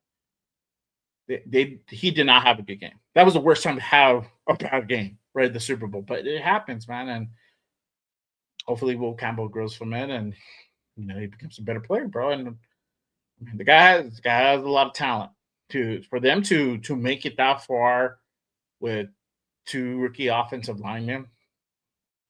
Doesn't happen often at all. Do I think they win the next year? No. They'll probably make it back to the playoffs, but I don't think they will. They'll win it for sure. My guy James, already with the hold on, dog. Yes, sir. Appreciate you, my guy, pulling up. Salute to you, man. Yes, sir. Yeah. So yeah, the Seahawks line is young too, but I don't think they had two rookie guys like that. And I think they had a little bit more mix. But even them, they weren't that great either. I mean, it's just like their offensive line is cool. It's not like the best offensive line because they were pressuring Darnold, bro. They were pressuring Darnold. And they had to take Kubiak to go ahead and change that up. But eventually Kubiak was able to find a way and get a couple scores, and Darnold started getting into a rhythm. He was able to make some good throws when it counted, and that's at the end of the day, a win's a fucking win. You won the fucking Super Bowl. Yes, you remember you won it by 1 point, but you still fucking won it. When you had scenarios like that, we've had scenarios like that. So at the end, a win is a win, however it fucking looks like. To me, it doesn't matter, man. I would take it, but hopefully we fight and we're competitive, or at least competent. Like I said, competent this year, and we can be in some of these games. And even though we might not have a best record, for us to be competent and look competent out there and fight in some of these games, it's going to show a lot. Like the saying goes, the NFL is good when the Raiders are good. And you saw that the Pats basically had kind of no business being there at the Super Bowl, for real. But whatever. I'm going to move on to a couple more things. Again, make sure you guys go ahead and get your questions in, comments, whatever. Appreciate you guys pulling up and rocking with me this Monday night. Again, the Klint Kubiak era has begun. Kubiak is in Vegas, touchdown earlier today. If you missed it, go ahead and rewind real quick to the beginning of the show, and I played the clip of Kubiak touching down at McCarran. Got greeted by SpyTech, or I don't know if it was McCarran, but touchdown in Vegas, greeted by SpyTech Company. All the Kubiak kids, most of them were with Raider drip. So I already know, man. Coach is representing. He's happy to be here. So happy about it.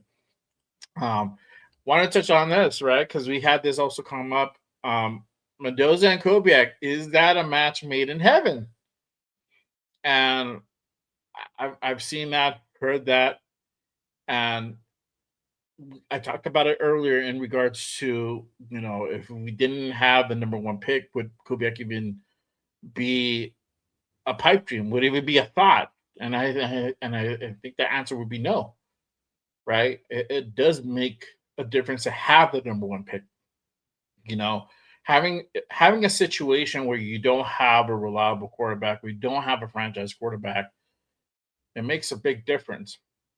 And if you can go out and get a guy who is probably the best pro-rated quarterback, it's probably the only pro-rated quarterback in this draft class, but shows a lot of potential in being something really, really, really good or really great down the line, right? Or really soon. You don't know. We don't know. But a lot of those signs point to yes. And that's the thing, Kubiak and Mendoza, that pairing, if there was any coach that would benefit Fernando Mendoza or will complement Fernando Mendoza, would be Klint Kubiak, because Klint runs a very similar style and RPO. Not as much as you think, but it's similar to an RPO style like Fernando Mendoza is used to doing. And having a guy like Fernando, the way he's zeroed in and just becoming the best version of himself and literally drilling down, getting locked in and doing what he has to go ahead and do to make that happen is a very, very good attribute to have. And there's other things as well. Their faith is very much aligned and whatnot. So you have that aspect, right? You have that aspect where this kid is not easily pulled into the limelight normally, like by other people, by other players. We see that happen. So having this talent like Fernando Mendoza and pairing that up with an offensive guru like Klint Kubiak, you're gonna see some things happen, and it's gonna be we have some questions raised, right? We're gonna have, most likely in all purposes, it's probably gonna be Fernando Mendoza that we get at number one. The realistic likelihood of us trading back is very small. And I go back to what I always say. At this point, they have to find a reason why they shouldn't draft Fernando Mendoza. I think that's where SpyTech Brady and now Klint Kubiak really need to go ahead and have a very long and intimate conversation in regards to Fernando Mendoza. Is this the kid that we want to go ahead and make our franchise quarterback for the future, right? And I think they have a general consensus of yes, but I think they have to go ahead and really hey, we have the number one pick. This can literally make the franchise here, Is this a kid that we need to go ahead and put behind center? That's kind of where we're at. And then what's our game plan for that? Are you going to go ahead and if he is, are you going to start him right away? Do you plan to sit him? Tom Brady's point of view on this matter. We haven't really heard Klint Kubiak's, right? Is Klint going to go ahead and put him to start right away? Are we going to have a bridge quarterback? these are the questions that are going to go ahead and transpire over the next few months. This is not going to be the next couple months until the draft.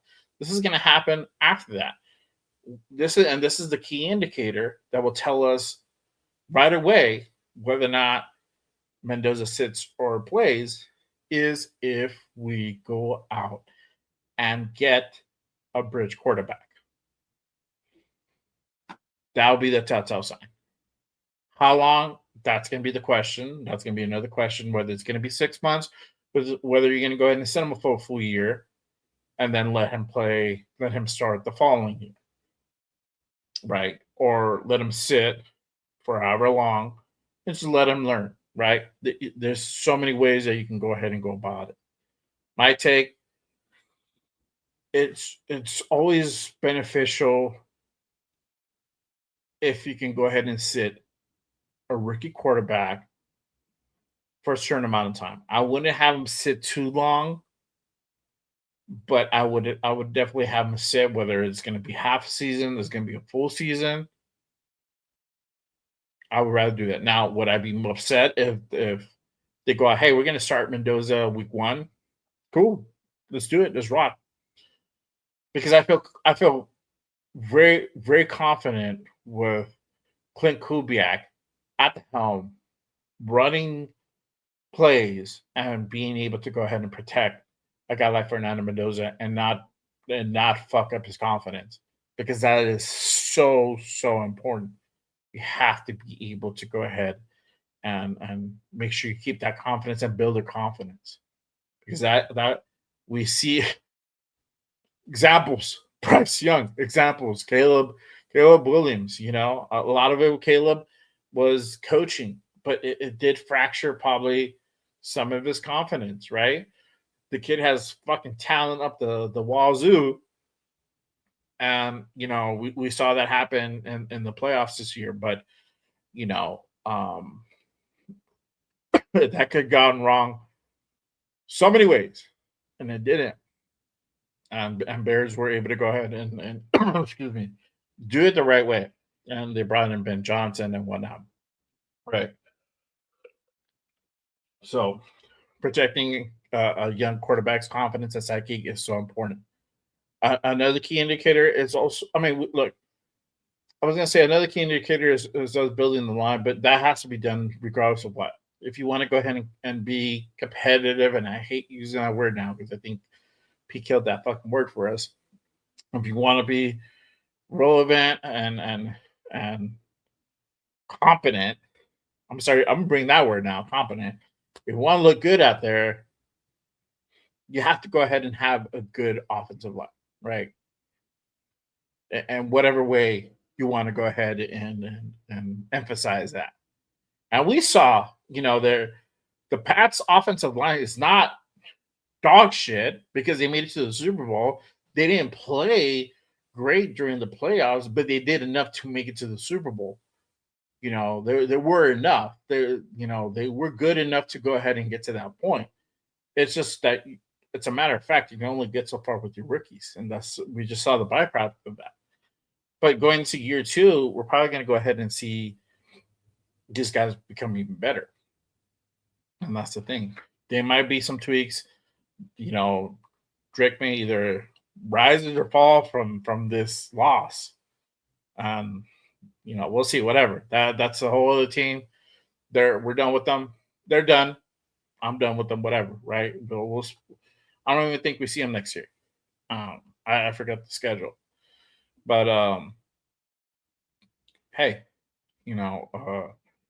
you still got to build the line. But either way, whether Mendoza starts or sits, I think this is probably a great pairing. And knowing that Clint's going to be here 5 years, like I said, probably no less than 3 for sure. You got to give him time to cook.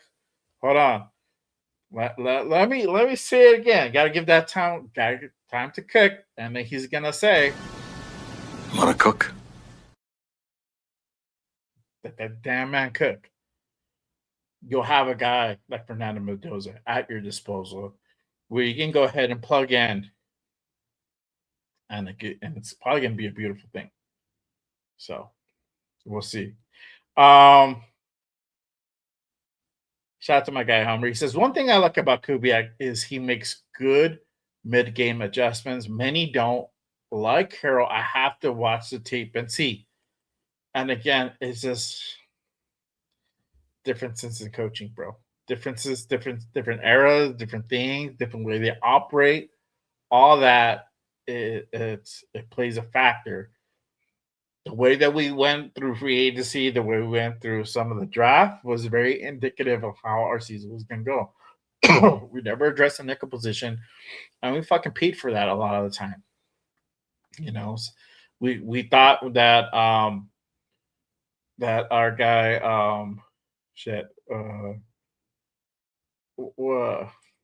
what's his name? I forget his name. Paul Mao, Isaiah Paul Mao could play free safety. He was fucking wrong about that. Why are you gonna play this guy out? A lot of dudes are getting play out of position, and that's the difference in coaching. It's just, I think, just Pete just was done. I think Pete's done. Pete was done. So I don't know. Shout out to my guy James. He says Pickett still in team. If he is, do you think Mendoza is going to get 15? He is. Well, he's still going to be on the team. I think we got him for 1 year. Oh yeah, we did get him for 1 year. We only got him for 1 year, so he's still technically on the team, but he's going to be a free agent when free agency starts on March 11th. So he's going to get 15. I doubt Kenny Pickett sticks around, and if he does, I'm pretty sure he's going to have to give up that 1-5, bro, for sure, 100%. Yeah, see, he's a free agent, yeah, for sure. Shout out to my guy Hummer. He says, in my opinion, they draft Mendoza, sit at first, play Gino. Once they see O-line is secure enough not to ruin Mendoza, you get some plenty of time. At some point, Gino crashes and bring him in. I'm gonna say this, dog. Hate to burst your bubble, but Gino starts. I highly doubt Gino stays. And I know Klint likes Gino, and that's great. But he knows what time it is. Yes, Gino's still under contract for like another year. But I think at this point and at this road, path in the road, I think that relationship between this team and Gino is done. He unfollowed us from all the social media.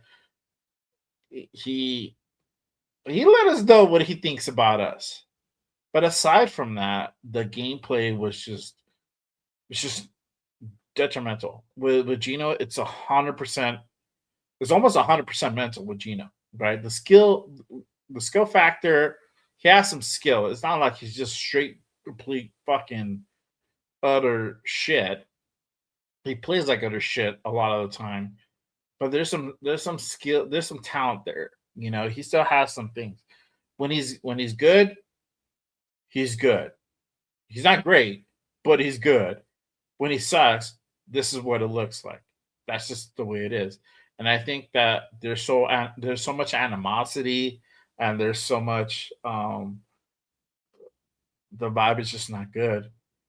You don't want to keep a guy like Gino in the building where he can potentially poison the well and poison a guy like Fernando Mendoza, where there's some bitterness that he has towards his fan base, towards his team. A lot of criticism was dished out by a lot of people, not just, podcast guys or content creators or whatever, as in the media too, mainstream media, criticized Geno Smith. I don't know. I think he led the league. I think he ended up leading the league in interceptions. This just was not a good marriage, bro. So I don't see him here in a couple of months, in a month. I think we cut ties, bro. So whoever comes in, whether where's the flag says Kirk Cousins starting the season for me, whether it's him, whether it's another guy, I don't know. It's not Gino. I don't think it's Gino, bro. I appreciate you, my guy. Salute to you. Thank you, man. Appreciate you, my guy, pulling up. Salute. Thank you, man. That means a lot. My guy, Ryu Ken says, Kubiak already in Vegas. Wasted no time. We already behind the 8-ball combined. And is in 2 weeks. We got to get our staff together, dude. This is hard work. Yeah, dog. You had to. And this was the downfall. This is why I made the show the other week. Says, are we going to go ahead and wait for Kubiak, or are we going to go ahead and bring in a guy like Davis Webb, right? Because this is what's going to happen. No matter what, you had to wait. If you're going to go in for Kubiak, you had to wait for him. The clock starts now. So we've been on the draft clock from whenever the fuck our last game was, January 8th or 9th. I don't know. I forgot when our last game was, right? So we've been on the clock since early January. Now we're on the clock to try to go ahead and get a staff together, get ready for the combine, get ready for free agency. Most important thing is free agency. I know the combine's there, but you have Kubiak. Spytek has scouts that are going to be out there. They're going to be there. They're going to be, watching. Spy's going to be there. Now that he already took care of the biggest thing that he had to take care of, you got to worry about that. But you really do need Kubiak out there on his eyes to see if the guys are going to be out there, and it takes, no matter what, if you're out there, but you're still having to go ahead and do some other stuff while you're out there and now have your full 100% focus on evaluating guys, it takes away. And this is, again, takes away from evaluating talent. It takes away a little bit of the focus. It does. Are we gonna have this problem next year? No, we're not. Because if a couple of coaches don't work out, you're filling 1 or 2 positions as opposed to like 10, 15, 20 positions. It's a big thing because most of the guys already got clipped. There's only a handful of guys that still remain from the old regime, and who knows what's going to happen there? Are these guys going to stay, or are they going to go? We don't know, right? But let's say they all go. So now you got to go ahead and fill up your whole coaching staff. It's a big task. It takes away. So you're right. We're on the 8-ball. We're behind the 8-ball. We got to get our shit together. And a lot of coaches expect a lot of names to come out. Probably by the end of the week, or for sure next week, you're gonna start seeing names just fly out the handle. We'll do a show. I'll do a show. We'll talk about it. We'll go ahead and go into the coachings and stuff like that. Carl Scott, like I said earlier, could be a guy that he brings over. The current defensive coordinator could be a possibility as well. Aiden Gerard. I think I said it right. I might have fucked that up.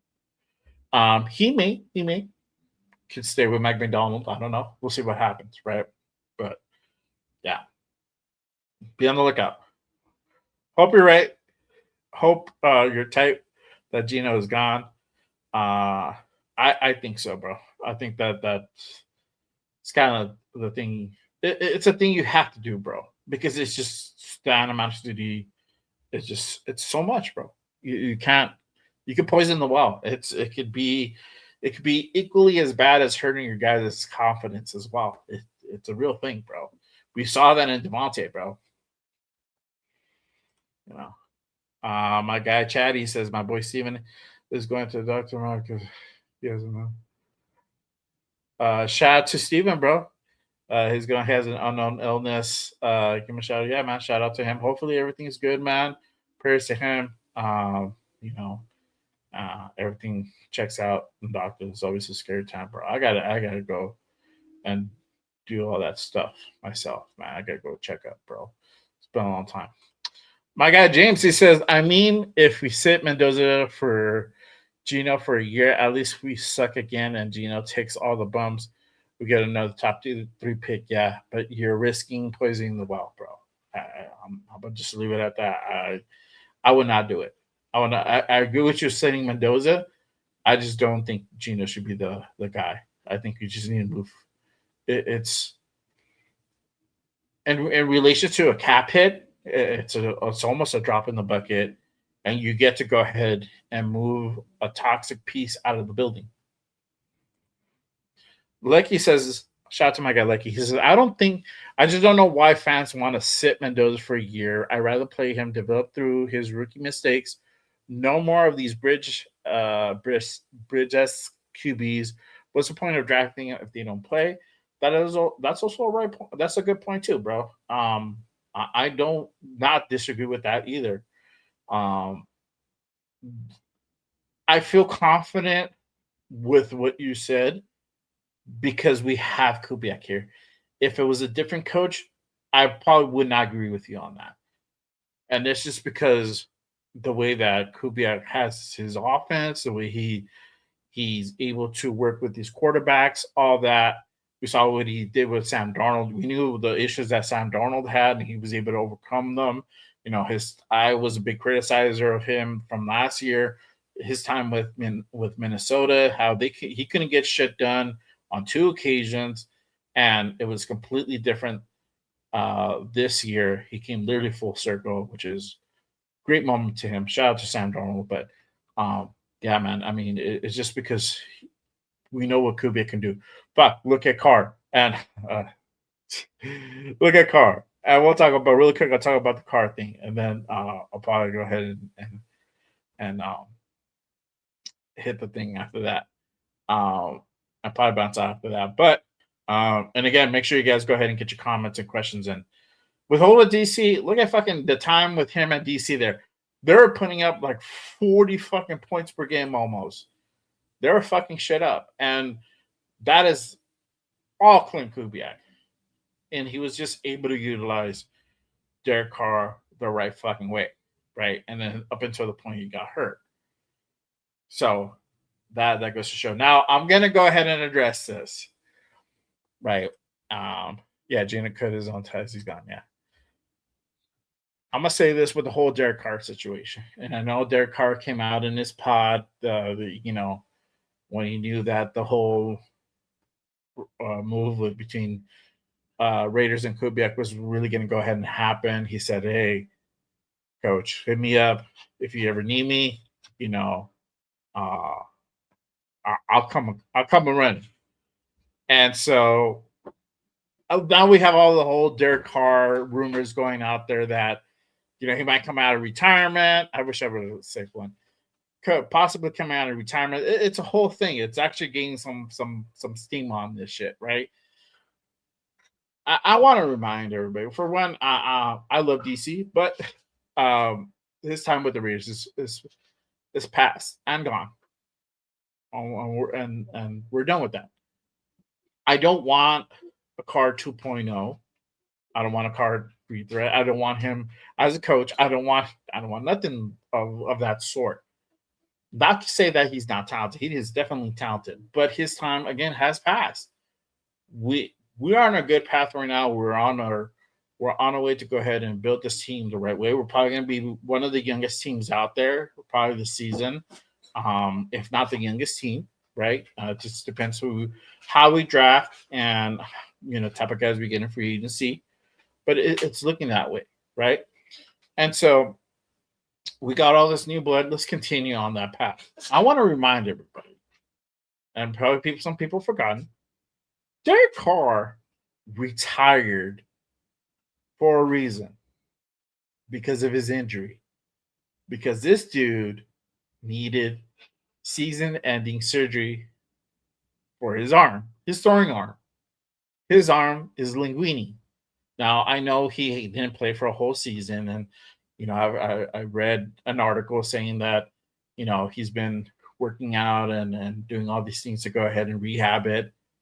He still needed surgery. It is what it is. I don't trust a guy with an arm like that. You know, there's too many questions. We don't know how his durability is in regards to his arm. The person, the player, Derek Carr, we know that guy is fucking tough as nails, you know. But the arm, no. We just don't know. And I just don't want us to go through that no more. And this is the thing about our fan base, and I love our fan base for this. We're passionate. We love our guys. This is why we're having arguments and discussions about Maxx Crosby, whether people want him to stay, people want him to go, because this fan base loves their players. They get enamored with their players, and that's fine. But when they exit, let's keep them out of the building. Let's keep them out the door. I'm for Derek Carr signing a one-day deal to retire as a Raider. Fuck yeah, 100%. That deserves that shit. All the bullshit he's done, 100%. But should we bring him back to go ahead and be a bridge? No fucking way. No fucking way. His arm, for one, his arm is linguini. Two, and this is the thing I read earlier, and I want to go ahead and kind of spit some knowledge to everybody real quick. Derek Carr is still under contract by the Saints. He's on the retired reserves list, or the injury retired list. So they're not paying him, but they still own the rights to him. So if he were to come back, it'd say, hey, I want to play this year. Okay, Dr. said I'm good. Right. All right, cool. They have to take him off of that, and then they own the rights to him. So any team that he wants to go play for, or any team that he's interested in, they have to go ahead and either most likely trade for him. Maybe they could buy out the contract. I doubt that, but they most likely have to go ahead and trade. With our situation, with us being so needing and draft capital and whatnot, we cannot afford to go ahead and make a trade for that.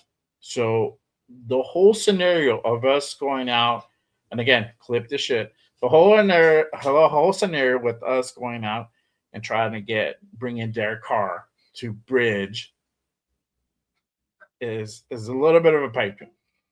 I'll be very surprised if it happens, and I think it's a little bit careless if it does happen, because that's just a fact. We have to go ahead and provide some type of compensation to New Orleans to get Derek Carr's rights, player rights, because he's still under contract.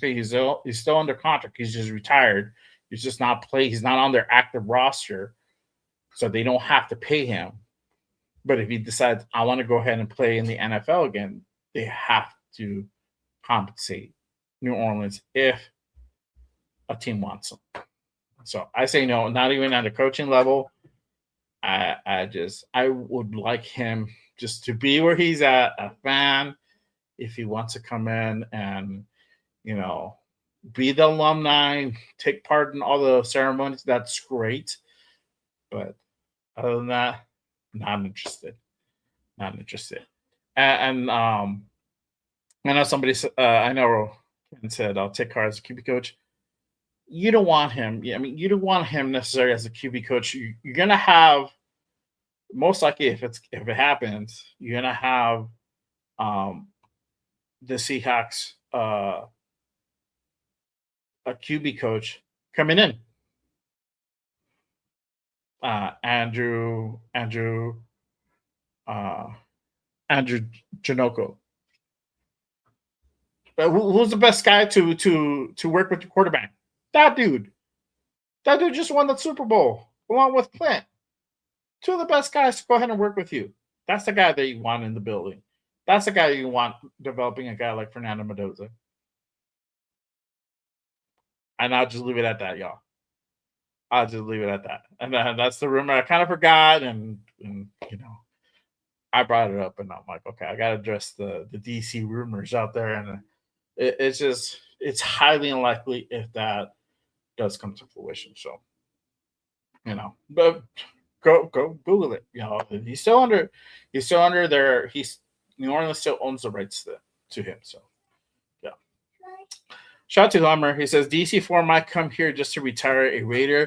He won't actually play here, but him signing so that he can retire a Raider and acting like he could play could be some funny chess move Yeah, bro, I'm okay with that. Like, that's cool. Like, he deserves that, bro. We'll throw him a parade, dog, down fucking Las Vegas Boulevard, whatever, bro. Like, he should be celebrated for sure. Should he play for the Raiders again? He should not. Let that man be. Go ahead and retire, dog. Enjoy retirement. You're doing a great podcast with you and your brother, David. Keep doing that. Keep doing that, my guy. Just your time with the Raiders is done. I think that the whole thing that where we're so still on Derek Carr is just didn't leave gracefully, and that sucks. He deserved better, and unfortunately, he got the Josh McDummy treatment, and that's not cool. But yeah, see, our fan base loves a pass. They don't want to let go. Yeah, and this is the thing, gotta let go. And same applies to Max. And fuck, it sucks, bro, because I'm gonna have to fucking shelf those jerseys if it does happen. But hey, it is what it is. And if it does happen, he wants out, or even if he doesn't say he wants out and it just happens, it most likely happened because that's the thing that he wanted to happen. And like I said, Spy Tech will go ahead and take the blame for it. It will say whatever spiel to go ahead and fit the narrative that it was the benefit for the team, and it would be for the benefit of the team. It would be lying, but he just wanted to let it be known that it came for fucking Max. That's just it. So, hey, it's all good. Whatever happens, but whatever moves happen, I'm all for it. Again, we should see coaches being hired really quick within the next 2 weeks or less. You'll see names pop up right away. I think Kubiak will probably go back to Seattle with the fam to go ahead and do the whole parade thing and celebrate, for another day. But, he has a big task at hand and filling out this coaching roster and then, focusing on the combine, then free agency, then you got pro days, then you got the draft. And then after that, you got to get ready for OTAs, for rookie OTAs. Then we get early OTAs because he's going to be a rookie coach, a new head coach. So you get early trainings as well. You get like early OTAs or something like that. So there'll be that. So there'll be a lot of stuff that happens in this offseason, and it'll be great. So yeah. Other than that, guys, that's pretty much it. I haven't done a mock. That'll probably be coming in the next few weeks. Probably even sooner than that. Again, just want to see kind of the coaching hires, and again, that also will dictate kind of how we're going to go about this free agency and this draft. So be on the lookout. We'll do some mock drafts. I'll probably do a couple, and I'll just share some with you. We shared some on Wednesday on the Connection Show. That was fun. So we'll have some of that coming as well. So stay tuned. Really quick, another order of business. So the presser, there's a presser for Kubiak that is set up for tomorrow at 11 a.m. Pacific. That's where they'll officially introduce Klint Kubiak as our next head coach. I should probably try to do a live either right before so that we can watch that together, or after the presser. I'll go ahead and try to jump on for a little bit. We'll just go ahead and go over everything as far as the presser and how that looks like and whatnot and everything he said. So make sure, again, turn on notifications, hit those likes, hit that subscribe button if you're new, especially if you're over on X. Hit that subscribe, jump on over, be a part of the chat. Let me go ahead and pull that up real quick. Place that again on the chat on X. Salute to everybody. We have about 40 over on X. Salute to you guys. Appreciate you guys rocking with me on this Monday night. Head on over, hit that subscribe, hit those likes on this channel on YouTube. It really does help to go ahead and support the show. I hope you guys were entertained today. I tried to make this entertaining at the get-go. If you guys missed the intro, go back, watch it. It is a little bit of a show, so I hope you guys like it. But yeah, make sure you guys hit that like, hit that subscribe button on this channel, hit that notification, as I plan to go live sometime early tomorrow during the presser for Klint Kubiak as our next head coach. The time has come. The time has started.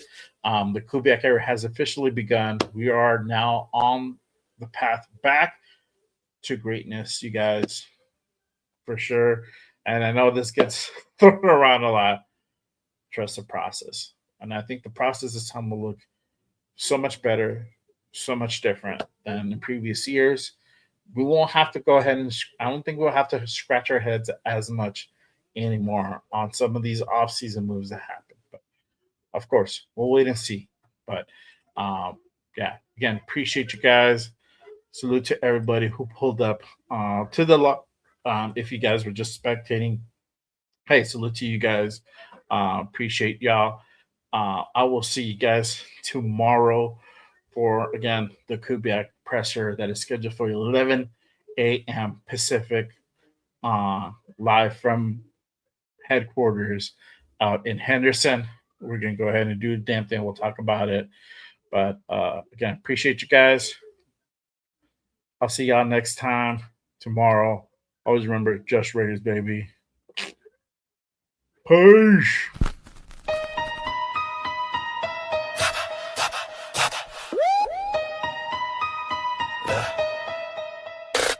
J Raider, the creator with the killer content, hot takes and the dopest. Gas Raider Nation, from Oakland to LA to in Vegas. Nothing greater than the Raiders, only facts. Just Raiders, just Raiders, just Raiders. Stand up. Just Raiders, just Raiders, just Raiders. Welcome to the channel. It's called Just Raiders, baby.